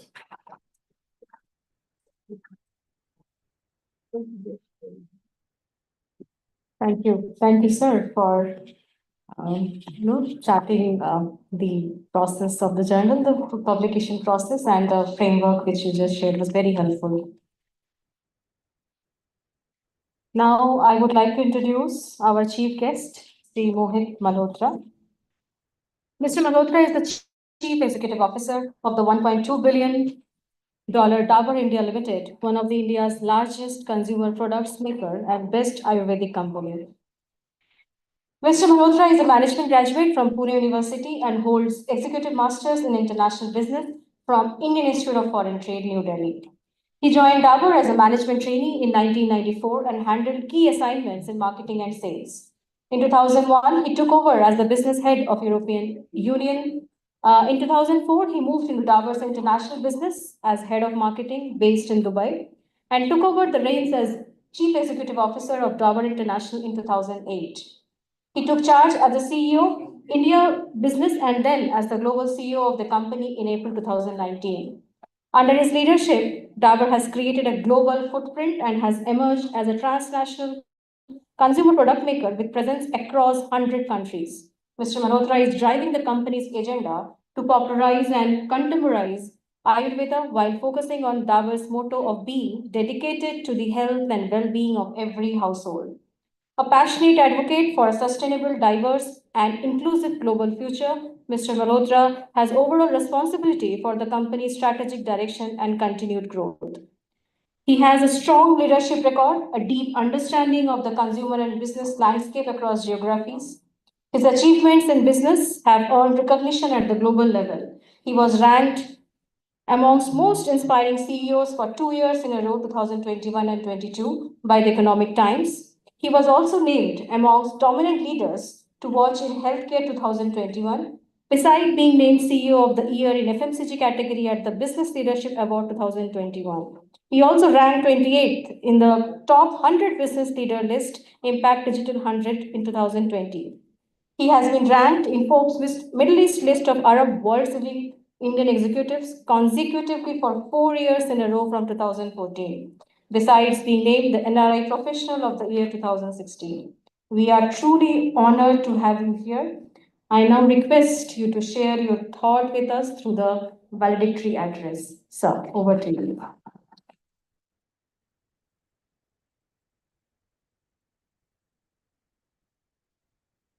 So thank you very much I'm really humbled for this kind of introduction. I don't think I deserve this kind of an introduction at all. So I think like Professor Joshi mentioned, nothing succeeds like success. So I think I am where I am because destiny perhaps decided but I outworked myself to prove that destiny takes me to newer heights. So, maybe it's nothing succeeds like success. That's why I'm here. So, extremely honored to be here amongst all of you. And coming back to your alma mater is a very different nostalgic feeling. It's like walking back to the memory lane to where I was. So, thank you, Prof, for inviting me. So, I think Prof just called me up yesterday or day before, and he's taught me marketing. So, whatever I'm today, I'm a self-styled marketing guru in at least the Dabur world. So, whatever I've been taught or whatever I've been doing is the fundamentals laid down by the professors at the IIFT only. So I'm extremely humbled to be riding the shoulders of giants like Professor Joshi and taking the credit of what I'm doing in the corporate world. So that's a little bit about myself. Thank you once again for the introduction. So, it's great. IIFT is an institution which is actually framing policies and trade policies globally across the world, and it has been doing that. And the next chapter under the aegis and the leadership, charismatic leadership of Dr. Professor Joshi, we are continuing to do that. I think IIFT's commitment to global academic excellence is evident from so many collaborations that IIFT is doing globally. I was mentioning to Professor Joshi that I was in Dubai. I happened to visit the new World Trade Center, which is happening in Dubai, and I got to understand that IIFT is building a campus in a building in Dubai. Dabur has international headquarters based out of Dubai. So I think the strides of IIFT to really become a truly global institution cannot be undermined absolutely at all. So my heartiest congratulations to the team who's organizing this conference, business research conference, and it's a research conference. Not that I can add too much of value. Professor Manrai made a very structured presentation on the research, so I'm actually stumped by the kind of structure that he presented. My presentation and my speech is not even a patch on the structure that you presented. So therefore, I feel a little bit of shy. And Professor Joshi was very charismatic when he spoke, and he inspired all of you. I could see everybody laughing here and with smiling and with the Sanskrit seated like Modi ji does. I think he's completely following the footsteps of Modi ji. So I'm not going to be attached at all. So just the notice was very short. So I'm not very structured at all here. So I'll just speak what actually comes to my mind. So I think importance of research is cannot be undermined at all in the way at least I have done business, and I'll share some thoughts with you on the research that we guys have done and what in Dabur it means to me. I'm a one country man, a one company man. I joined them as a management trainee from college, and I've risen through all the ranks up in the organization, almost 30 years in the company. So for the youngsters who are all here, so I think if it is little inspiring for them, it's very easy to hop jobs and climb the ladder, rung by rung, one company by other, give interviews and cross. But to, step up in every company, one step by step, it's very, very tough. And time goes back. And when you go back, look back and try to connect the dots, you find, yeah, you must have done something good. But time just passes away. And that's what happened actually for me. So, I'll back to the topic. So I'll be back to myself and then back to the topic. So I'll keep going back and forth. So apologies for that, for being a little unstructured. That's the way the thoughts come in. So India has been a repository of a lot of knowledge, a lot of wisdom, a lot of innovation, a lot of insights, which have all got steeped into research. I'm trying to seed forcefully some research into it to be relevant to the topic. So India has been, and all these researches and wisdom and knowledge is put in scriptures in India. So we go back to the Vedas and the Rig Veda and Sam Veda and all those Vedas. And I come from a company which has got 140 years of legacy of Ayurveda. We are, by the way, the largest Ayurvedic company in the world. So we refer to scriptures, and these scriptures have a repository of all the information that goes back to around 7,000 years back. And the kind of knowledge which is there in those scriptures, although it's all in Sanskrit today, which has got translations in English and Hindi and everything, it is still so relevant in today's world. So what Dabur tries to do is seed or seep a lot of scientific understanding, a lot of research in it, and then cull out that scriptured information for which the validation is not there. do the validations, do experimentation, do clinical research, and try to publish in journals so that this gets recognition or acknowledgement overseas business. That's why during Corona, you will see Chavanprash, which is supposed to be uh, immunity booster during COVID, and Ayush Ministry talked about it, Modi ji talked about it, and it became a rage during COVID. So I think 3 years successively, Dabur's company results were the highest in the FMCG. We topped FMCG because Chyawanprash sold like 20 times. We were out of seams on production of Chyawanprash. It was doing so well, and it was, we did clinical studies with Ministry of Ayush to prove that Chyawanprash actually is helping the immunity, and people who are fed with Chyawanprash for 3 months do not contract COVID versus people who have Chyawanprash contract with COVID. It's so effective a remedy. Again, goes back to the Vedic sciences. It's not that Dabur invented Chyawanprash, it's there in the scriptures, but we make it in a process which is very modernized, backed by research, and that's what we are.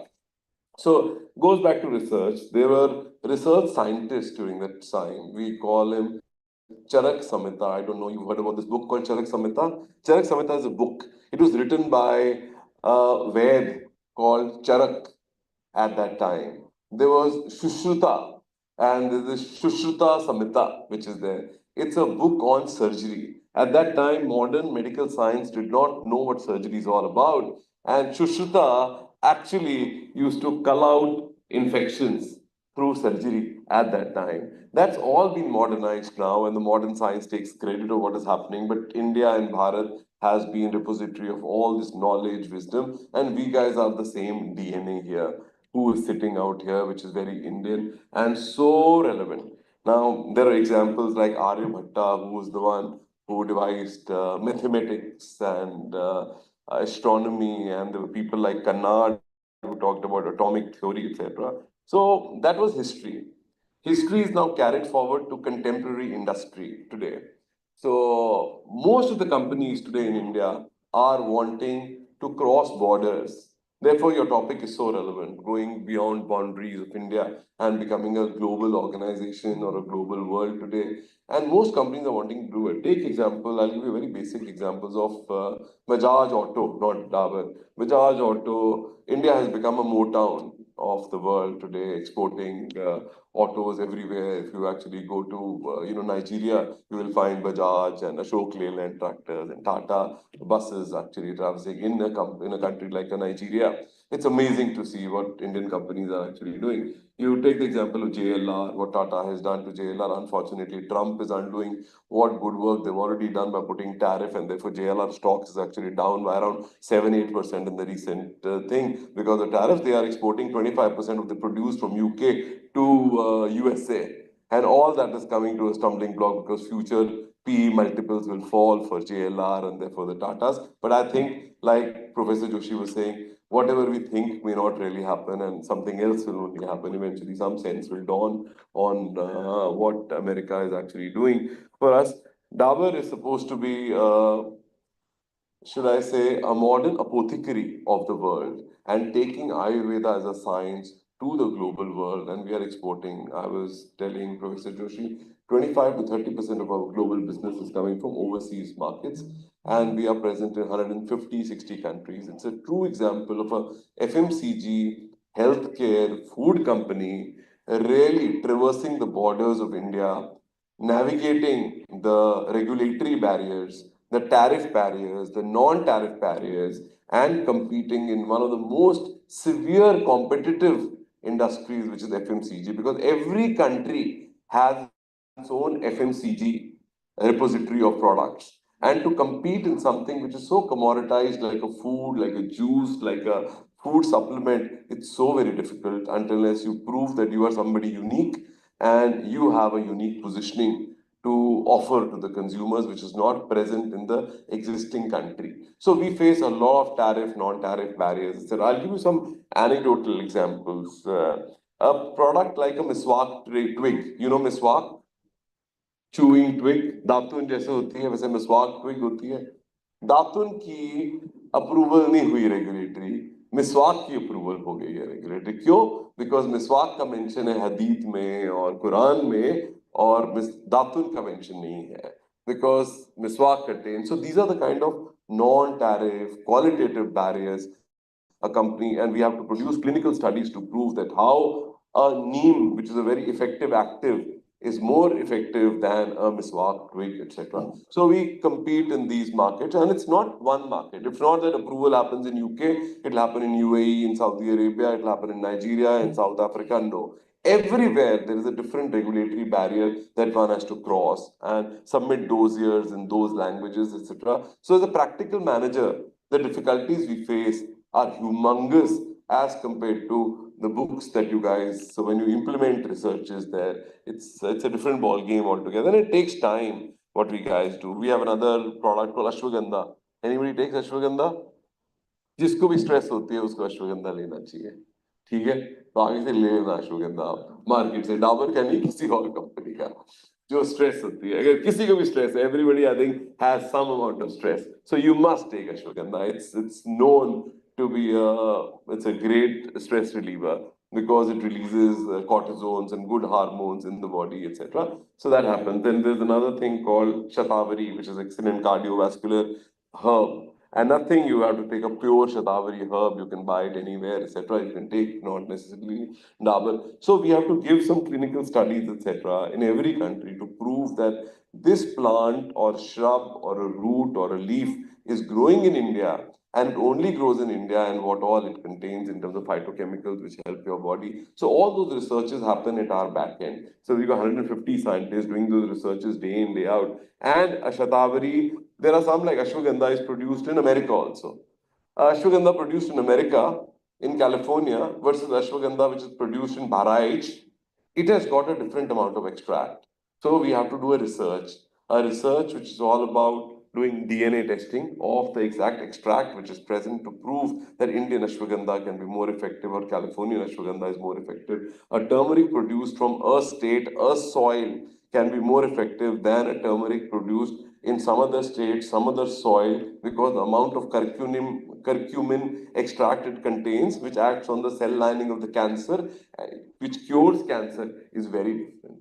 So it is all coming from research and the insights that you gather from the research and get approval and take the country's knowledge to overseas businesses and make an Indian company a truly a global organization.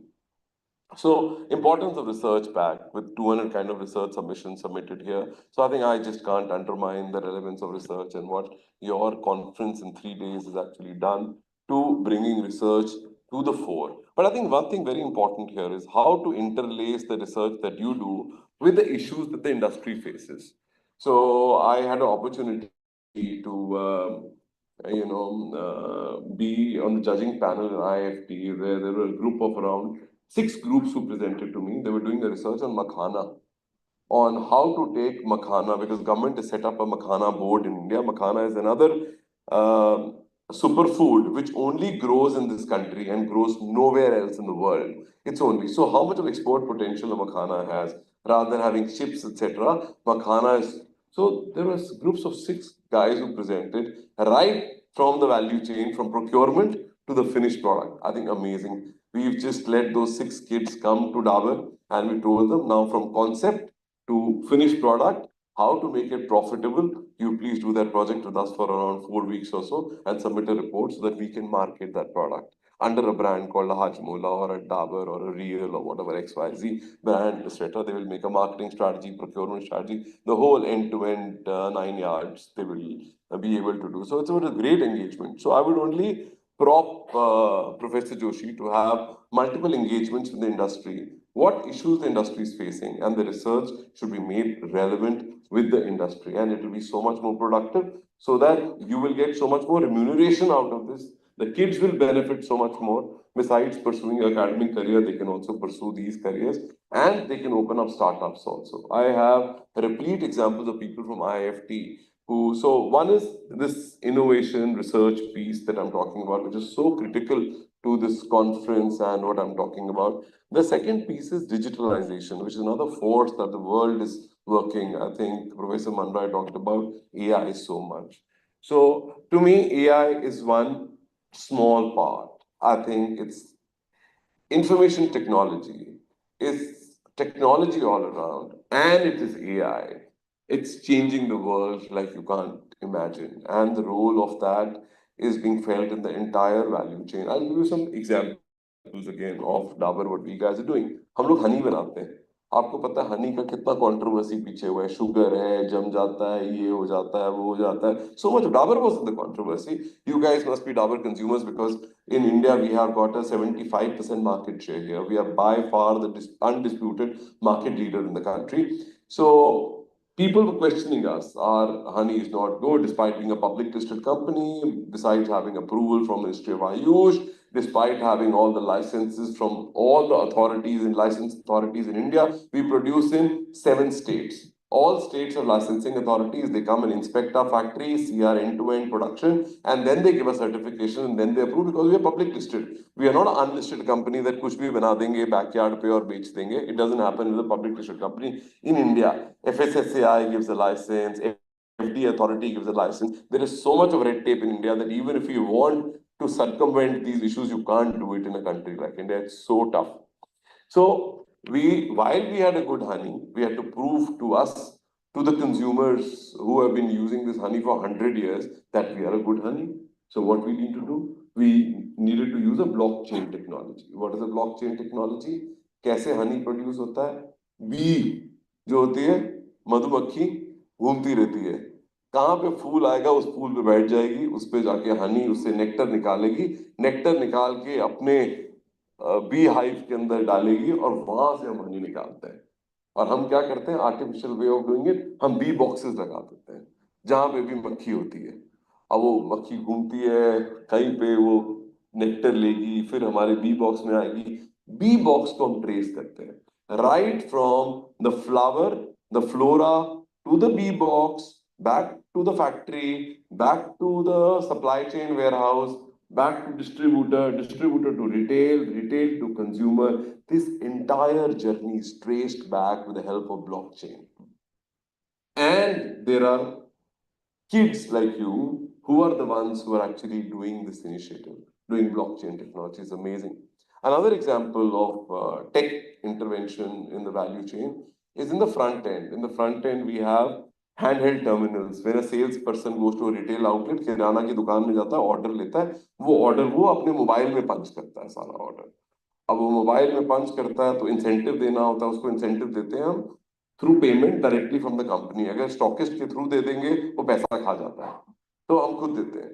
Who runs this financial payment gateway, which is all online? It's a IIFT alumnus guy. I don't know how many of you know Aditya Goel. Aditya Goel, I don't know how many of you know. He runs a company called Yoma.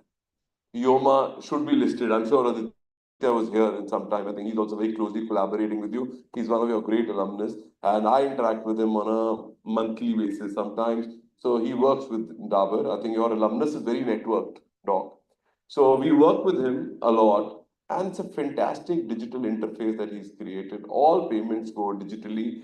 Proof comes to us, payment goes with us, and he's continuously working and expanding. It's a matter of time his company will become listed. He should be what 200 odd crores. He list a company and it will become a 2,000 crore organization. So that is, so second is digitalization across the value chain in the company. Warehouses. पहले warehouse होते थे, इतना बड़ा auditorium में warehouse होगा, पेटियां एक के ऊपर एक रखी. Now it's WMS system completely. It's called warehouse management system. All working on IT interfaces like RFIDs. All RFIDs, scanner, every small laborer has got a scanner. If there is order coming from Malaysia, he will say, okay, Malaysia से order आया, Malaysia का सामान मले में लिखा हुआ है, वो किस कोने में पड़ा है, वो RFID उसको बता देगी, उसकी क्रेन उधर चली जाएगी, वहां से वो सामान ले लेगा, चला जाएगा. Just like Amazon warehouse works, all those warehouses. So much of IT intervention. I'm giving you some examples of warehousing. Supply chain. Now, electric cars are happening in supply chain also, who are doing inbound logistics and also outbound logistics. Again, electrification. This is again connecting back to ESG. I'll come to ESG. So digitalization is the second force which is transforming the world and the way the businesses are happening. The third force, which is sustainability. People talked about sustainability. I will only give you some seminal examples of sustainability. Sustainability is no more discretionary in this world. People think it's discretionary, giving good to consumers, etc. No, it is not discretionary. Anybody thinks that it's a choice? We don't have a choice. It is a per force initiative all corporates who are getting listed in the world will have to do. Prof very rightly actually mentioned, investors now are investing especially in the US and the European Union. अब European union की हालत खराब है, अभी ज्यादा investor है नहीं, but America में तो बहुत इन्वेस्टर्स हैं. They pay an arm and a leg and give discounted multiples to companies who are on the forefront of ESG. ESG is environment, social and governance scores, and these scores are published by every listed company every year as a part of BRSR reporting. You are aware of BRSR reporting? It's business responsibility and sustainability reporting that every public listed company has to publish as a part of their annual report now. Anybody who's listing, it's mandatory. वो BRSR report में whatever facts and figures are there, they are picked up by who? By American multinational firms who are rating agencies. The largest rating agency would be Sustainalytics, could be Morgan Stanley, MSCI, could be DJSI, Dow Jones Sustainability Index. They pick up all the data from there because we make disclosures. They pick up disclosures of India as a country. They pick up disclosures of main companies in India and around the world, and they give them a rating. When I came in around 4 years back, Starbucks rating was around 42. Now our rating has improved to around 75. We have given transparency, disclosures, etc., and the proper sustainability report that we guys actually published. So that is one aspect of how sustainability is becoming mandatory in the world, in the regulated world today, and it will become more and more because people are asking for good from corporates whose agenda is to drive profitable growth. Now, in all whatever I've heard everything. I'm just digressing a little bit here. Please pardon me for that. It's profitability nobody has touched. I think we all business leaders, including the business leader of North America, is only concerned with profitability. He wants to reduce debt, increase surplus. Country profitability, company profitability, you all are bothered about your own profitability. If youngsters are only bothered about salary, they're not bothered about job content, कैसे होगा? तो sustainalytics, ये sustainability सब theory है. Profit तो चाहिए ही चाहिए. So profitable growth चाहिए. So what we do in our company is we drive all agendas of sustainability, but which are profitably sustainable. Otherwise, they are not sustainable because I want profit. So unless you are profitable, you are not sustainable. So you have to be profitable to be sustainable. Sometimes there is a moral dilemma here. Moral dilemma. What is the moral dilemma? Profit तो बड़ा material goal है, sustainability तो बड़ा human goal है.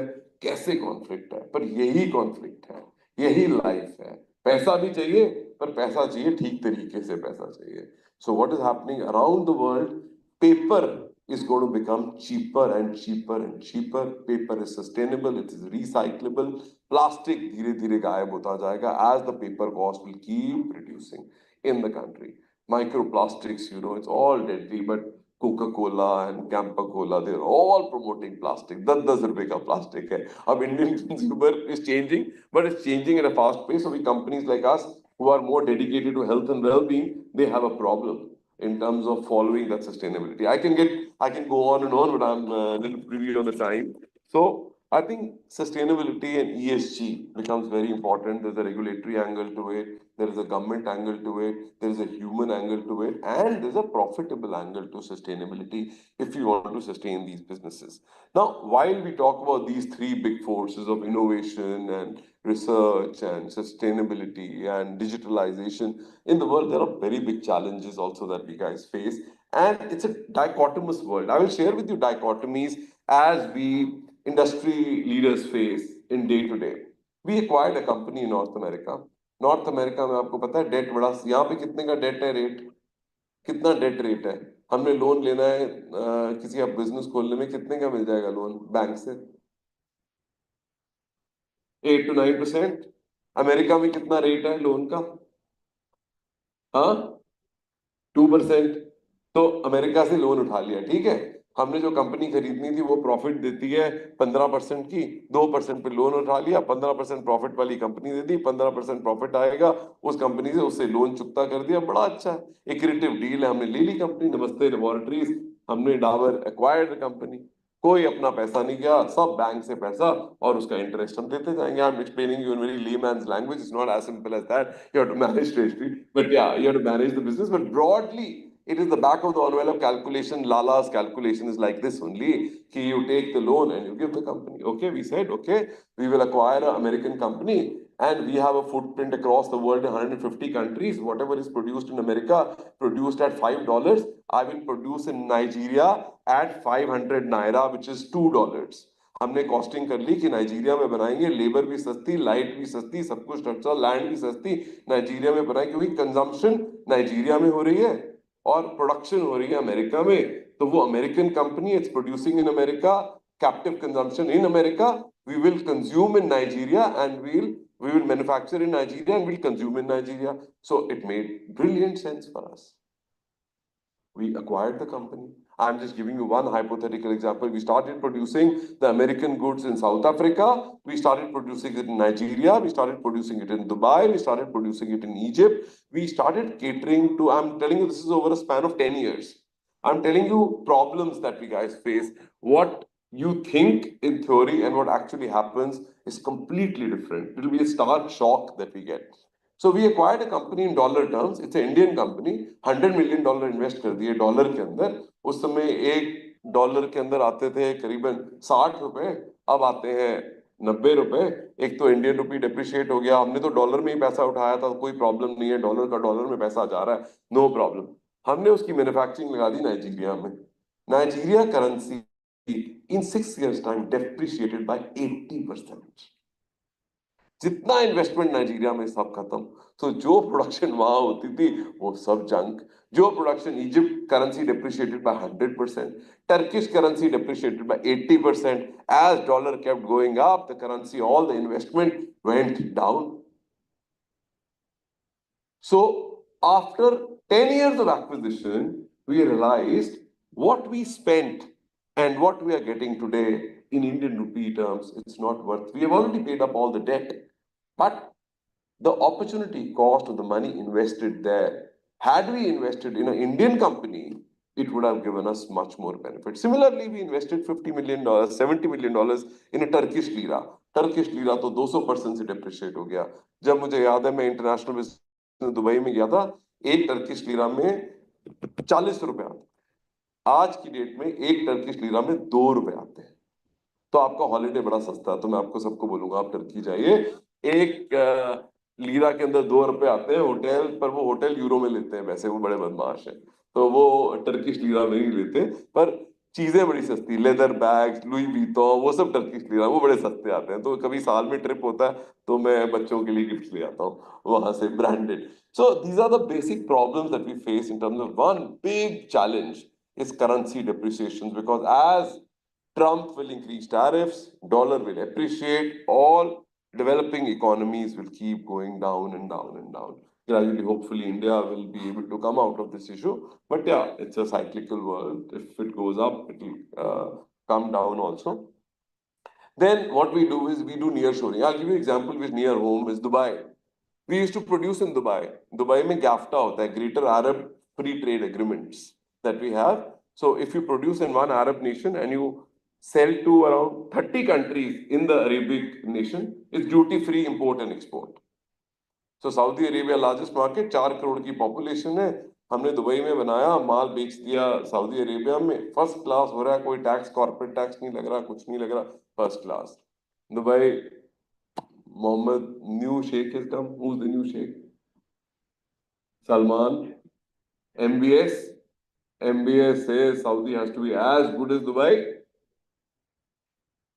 All non-tariff barriers now. Every shipment going from Dubai to Saudi Arabia has been checked. जो 3 दिन में delivery होती थी, अब उसमें 20 दिन लग रहे हैं। GST implement ho gaya Saudi Arabia. It's a matter of time. Goods going from Dubai to Saudi Arabia will be taxed. We will have to set up a shop in Saudi Arabia. Near shoring, friend shoring. This is what I'm saying. Bahrain ko concession, Dubai ko koi concession nahi. So this is what is happening in the true world, which is thing. So we are planning to put a foot in the door in Saudi Arabia. Very difficult. In Saudi Arabia, the Saudiization, her Saudi की salary 5 times ज़्यादा है Indian salary से. अगर कोई Indian काम करता है, उसकी 1/4 salary, Saudi वाले की salary 4 times, उससे 4 times ज़्यादा. और वो फिर काम भी कम ही करते हैं. As you know, they are Saudi, so they will not. So it's like Arabs in Arabia. So those are the practical difficulties. I'm talking about obstacles that you face in international business when you start operating. And one has to do risk mitigation. So then, should you produce there? Should you not produce there? There was I remember in Tunisia, and now I'm talking about North Africa. I'm giving you some obstacles and risk mitigation steps. We put up a plant in Tunisia, so that Tunisia, which is a part of Maghreb, I don't know if you're aware of a free trade agreement called Maghreb, which is Maghrebia, Morocco, Tunisia, Algeria, Libya. इन 4 देशों में एक treaty थी आपस में. Turkey, Egypt wasn't a part of this. कि जो भी produce करेगा फ्री ट्रेड एग्रीमेंट में वहां बेचेंगे आप सामान. तो हमने वहां पे टूनिसिया ने बंद कर दिया कि दुबई से माल एक्सेप्ट नहीं करेंगे. हम लोग दुबई से पहले फीड करते थे. They stopped importing, ban on imports. Because they didn't have any dollars to pay, they banned imports. We started producing in Tunisia, supplying to 4 countries. Suddenly, after the new government came, new government decided no open imports. So now everybody started importing. We have set up a factory there. And there was a rift between Libya and Tunisia, a rift between Morocco and Tunisia. So whatever you produce in Tunisia, you can't sell to other countries. Our entire investment in Tunisia became down to zero. We had to again shut shop. And it was a joint venture because a fully owned subsidiary wasn't allowed. We had to shut the joint venture, pay some compensation to our partner, move back lock, stock, barrel to Dubai. So you have to be very dynamic and keep changing as the geopolitical environment and macroeconomic environment in terms of currencies, inflation is changing. So nothing is permanent in the global world. So keep shifting and keep changing. That's the point, to be very nimble in the global trade, what is actually happening. India's role is fantastic. I think India is going to become a digital hub. All this Paytm and PhonePe and all this is setting an example in a case study. And all the neighboring countries are actually importing this technology, know-how, case studies into their countries. Even countries like Sri Lanka, Nepal, all the places are implementing digital payments and cross-border payment. Even Singapore is taking a model from here. I think what do they have? They have phone now or something like that. That's what they have. It's again case study which has been implemented from India. So India is becoming a digital payments hub for the whole world to import and learn, because this UPI model, which was implemented in 2016, I think it's amazing. And because of this UPI model, the whole startup ecosystem has come up in India. You know what is the startup ecosystem in India? Have you heard about this company called Mama's Earth? Have you heard? Some of you must be using the product. What is the market valuation of a company called Mama's Earth? There are negative stories about it now, but when it got listed, 1 lakh crore. A company which is 1,000 crores bleeding bottom line, 1 lakh crore is the market cap of that company. It's unbelievable what promoters have done. There's a very recent acquisition which has happened of a company called Minimalist. You're aware of it? Unilever acquired a company called Minimalist. 400 crore की company कितने की बिकी? 6,000 crore की, और loss था नीचे. Unilever ने खरीद ली. That is the game in India now. You create businesses and you sell the businesses at 500 to 6,000 crore. What is the multiple? 12x multiple, 11x multiple, only on top line because there's zero bottom line. Generally, multiples are always on top line. But this is, multiples are always on bottom line. EBITDA multiples होते हैं. यहाँ तो top line multiple है.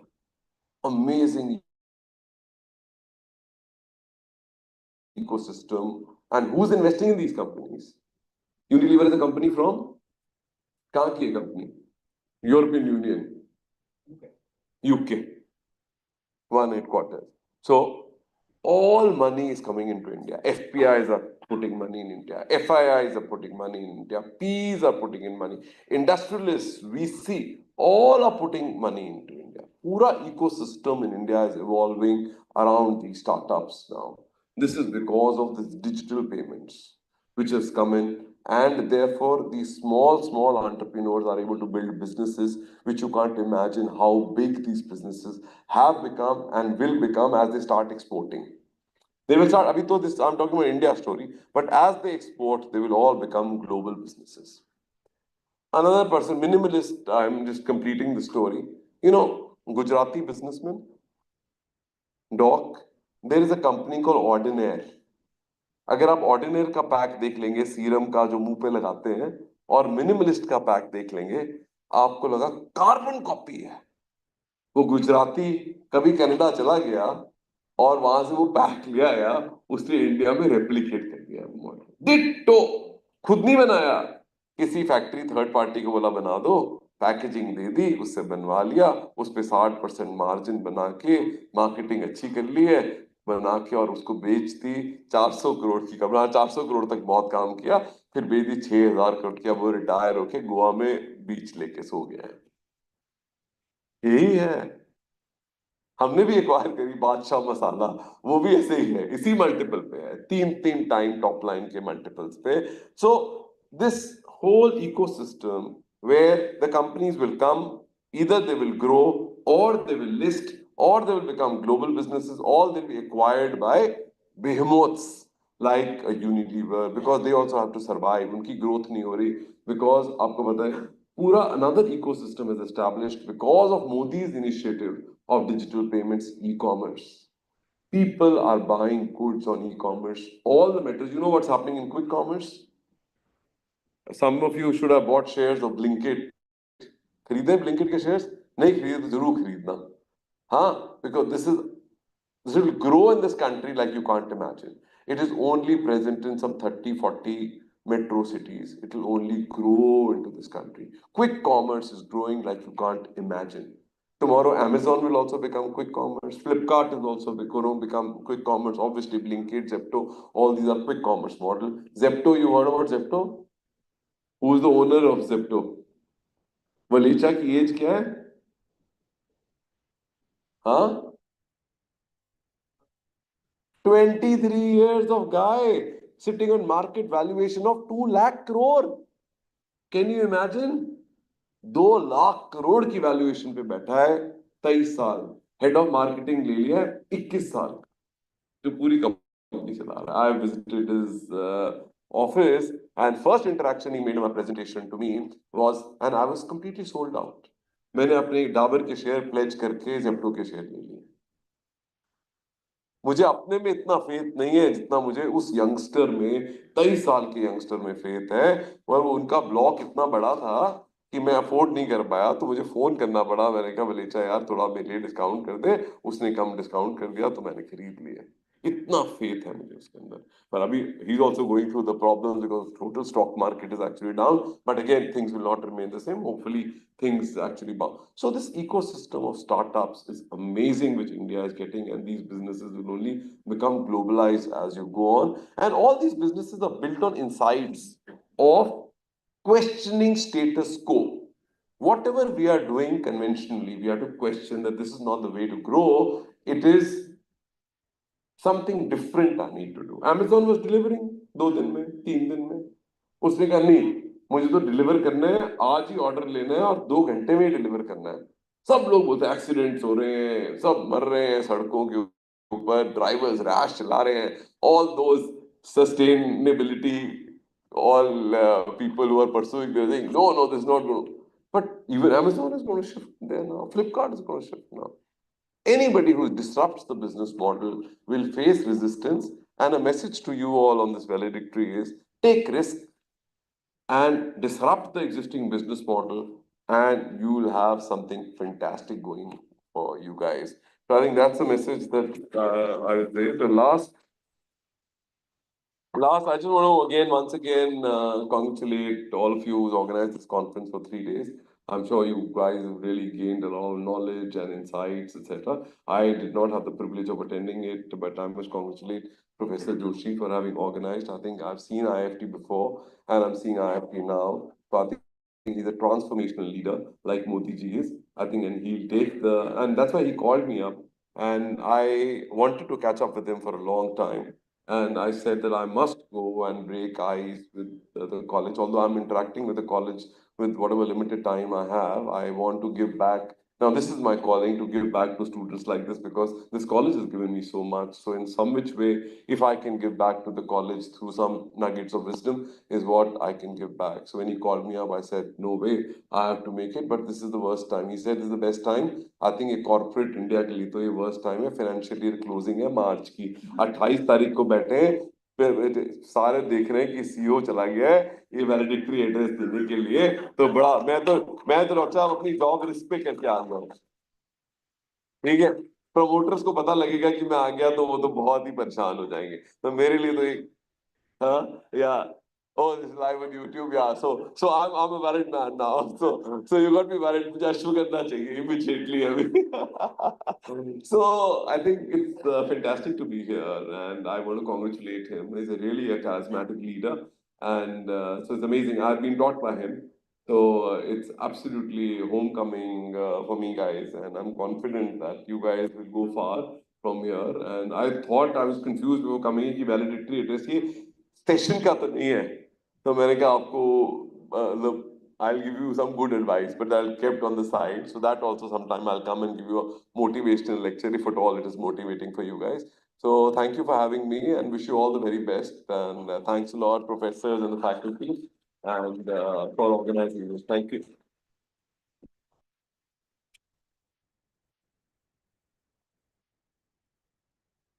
Thank you, Mr. Malhotra, for such an interesting talk.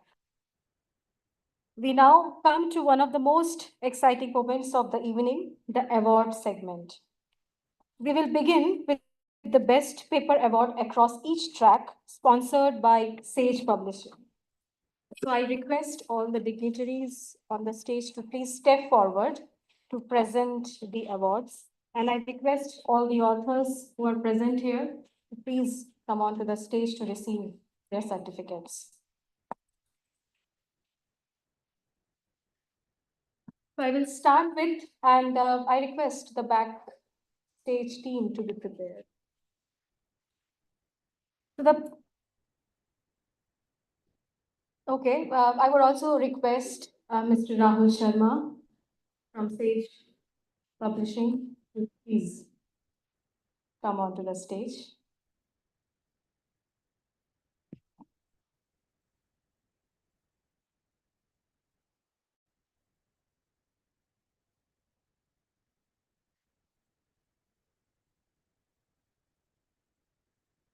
So in the trade track, the Best Paper Award goes to Ranjana Jadwan and Dr. Afaq Khan from Aligarh Muslim University. Big round of applause. The title of their paper is Barriers to Entry, a Study on Trade Dynamics and Compliance Cost in the Maghreb Automotive Market.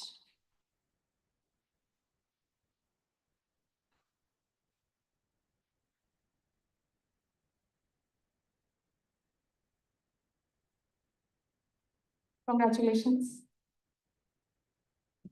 In the finance track, the Best Paper Award goes to Mariam Shaukat and Dr. Arvind Avasthi from University of Lucknow. Title of the paper is Tail Risk Spillover in the Cryptocurrency Market and the Stock Market, a Covariance Approach.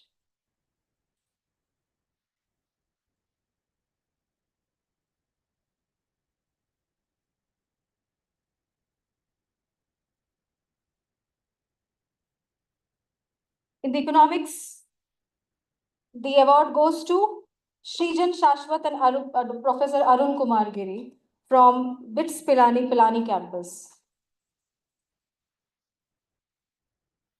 The title of the paper is Pulling the Triggers, an Analysis of Fragility in World's Most Fragile Economies.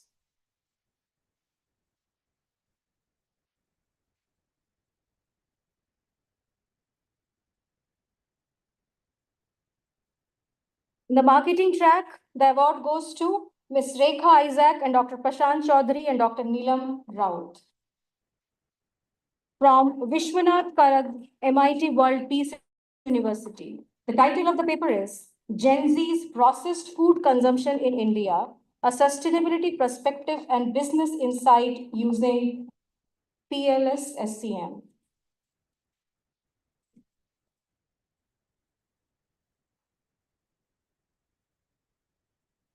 In the IT track, the best paper award goes to Professor Dr. Namita Rajput and Dr. Jyotsna from Sri Aurobindo College University of Delhi and Jagan Institute of Management Studies. The title of the paper is Personalized Adaptive E-Learning, Tailoring Education to Learning Styles for Enhanced Student Engagement and Growth.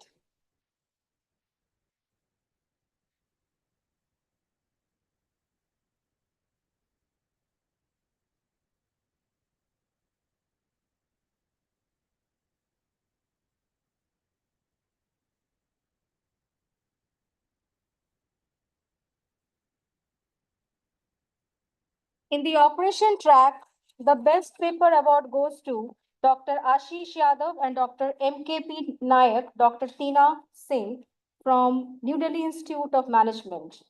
The title of the paper is Prioritizing IoT Adoption Factors in Sustainable Agriculture Technology, a Wicker-based MCDM approach.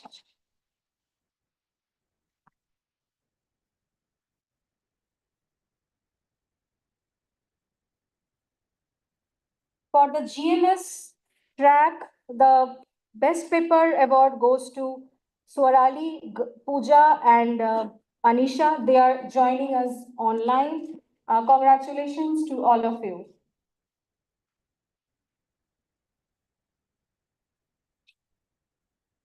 Now, the overall best paper of the conference by Sage Publishing goes to Mohini Saxena and Professor Surajit Bhattacharya from IIM Indore. The title of the paper is Leveraging Risks and Returns, Unraveling the Dynamics of Capital Structure, Industry Concentration, and Firm Performance.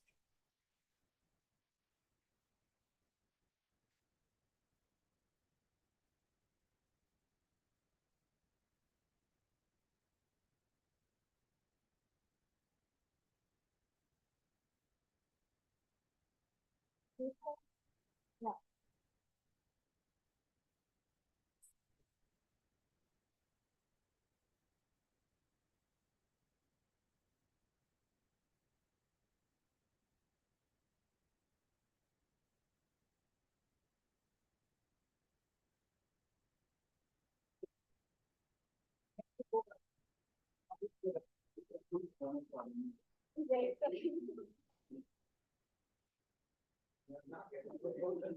No. Yes, yes.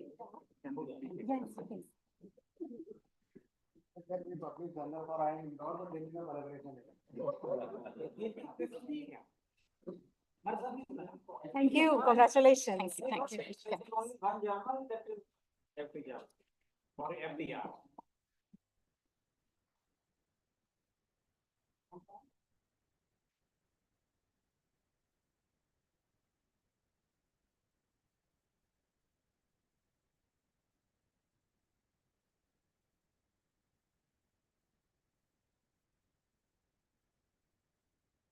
Thank you for presenting the awards.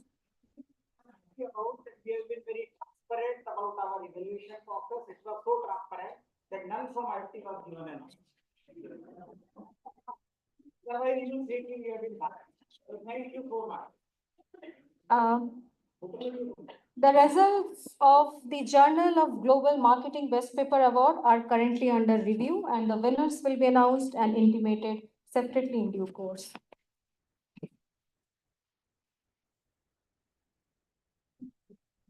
Now, I would invite Dr. Ashish Gupta to the stage. Ashish Gupta, again a friend first and then a colleague.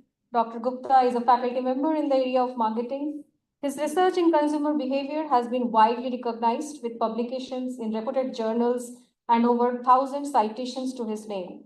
He has played an active role in IIFT's international collaboration and accreditation division, contributing significantly to the Institute's ranking initiatives and the AACSB accreditation. He has also served as a program director for our flagship MBA program for 2 batches. Of course, he has done many more initiatives, but this was just top of the, I recall of some of his works. So on stage, please.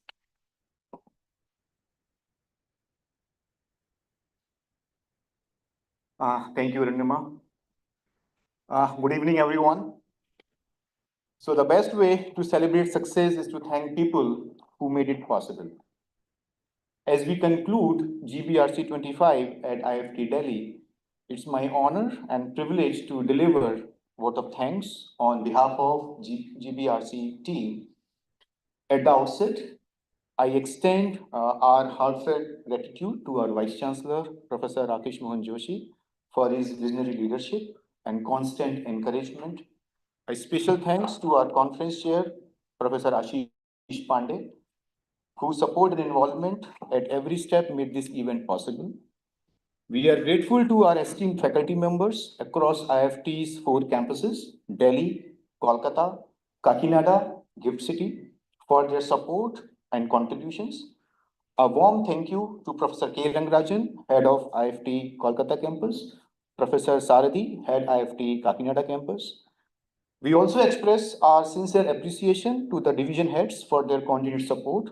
Professor Niti Chetnani, Head ICCD, Professor Pooja Lakhanpal, Head CRPD, Professor Vichujit Nag, Head EMPD, Professor Ram Singh, Head CDOE, Professor Shweta Malla, Head GSM Division, Professor Sanjay Rastogi, Head Alumni, Professor Shiba Kapil, Head Journals, Professor A.R. Singla, Head Computer Center.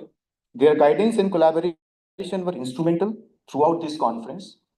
We sincerely thank our administrative leadership, Shri Gaurav Gulati ji, Registrar, Shri Amit Chanpuria, Deputy Registrar, Ms. Meenakshi, Deputy Registrar Academics, and Ms. Nalini, Assistant Registrar, along with their dedicated team for their seamless coordination and immense support. A heartfelt appreciation to our sponsors and partners, Knowledge Partners, Center for Research and International Trade, Center for WTO Studies, and Center for Trade and Investment Law for powering the plenary session and providing intellectual inputs. Our academic partner, SAGE, for sponsoring the Best Paper Award for GBRC 25. Our associate partners, Khadi India, Khadi and Village Industries Commission, Ministry of MSME, Government of India.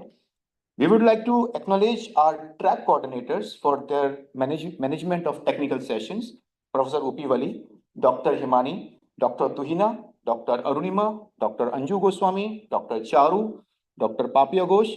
Thank you for curating and leading such enriching academic dialogues. We are deeply grateful to our research division team led by Section Officer Mr. Rakesh Ojha, supported by Mr. Santosh Pradhan, Mr. Abhishek, Ms. Seema, Mr. Ninad Shah, Kuldeep, Ashi, and Mr. Vijay. For your efforts played a vital role in smooth execution of this conference. Our sincere thanks to IT team, Head Computer Center, Mr. Bimal Panda, Mr. Balasubramaniam, Mr. Kailash, Mr. Keval, for ensuring the smooth conduct of all sessions. Special thanks to Ms. Farina for meticulous planning for presence of GBRC, marketing, promotion, social media presence. We also thank our digital display partner, Ms. Sunny and Matthew and team, our food and hospitality partner, Markuti and Associates, and we thank our hospitality, our housekeeping team, everyone who has contributed to the success and execution of this program. My thanks to Dr. Aruma, Dr. Tuhina for completing the sessions. We are grateful to our team, student coordinators, PhD students who supported us from day 1 till completion of this this conference. Our special thanks to the speakers, Professor Michael Doling, Shilpa Madan, Ritika Gupta, Gurmeet Singh ji. Your support is very immense to make success of this conference. And finally, I want to express my deepest appreciation to my co-convener, Dr. Preeti, who has shared every responsibility and milestone with me from the inception of GBRC 25. This journey would not have possible without her unwavering support. To each and every individual mentioned or missed, who contributed to the success of this maiden edition of GBRC at IIFT Delhi. Thank you, everyone. We look forward to carrying this spirit forward in the years to come. As we express our attitude, we must never forget the highest appreciation is not to utter words, but to live them. I will end my thank note with 4 lines to those who have contributed from each and every step of this GBRC making success. समय पर समय देने वाले लोग समय पर मिल जाएं तो समय को अच्छा होने में समय नहीं लगता. Thank you so much.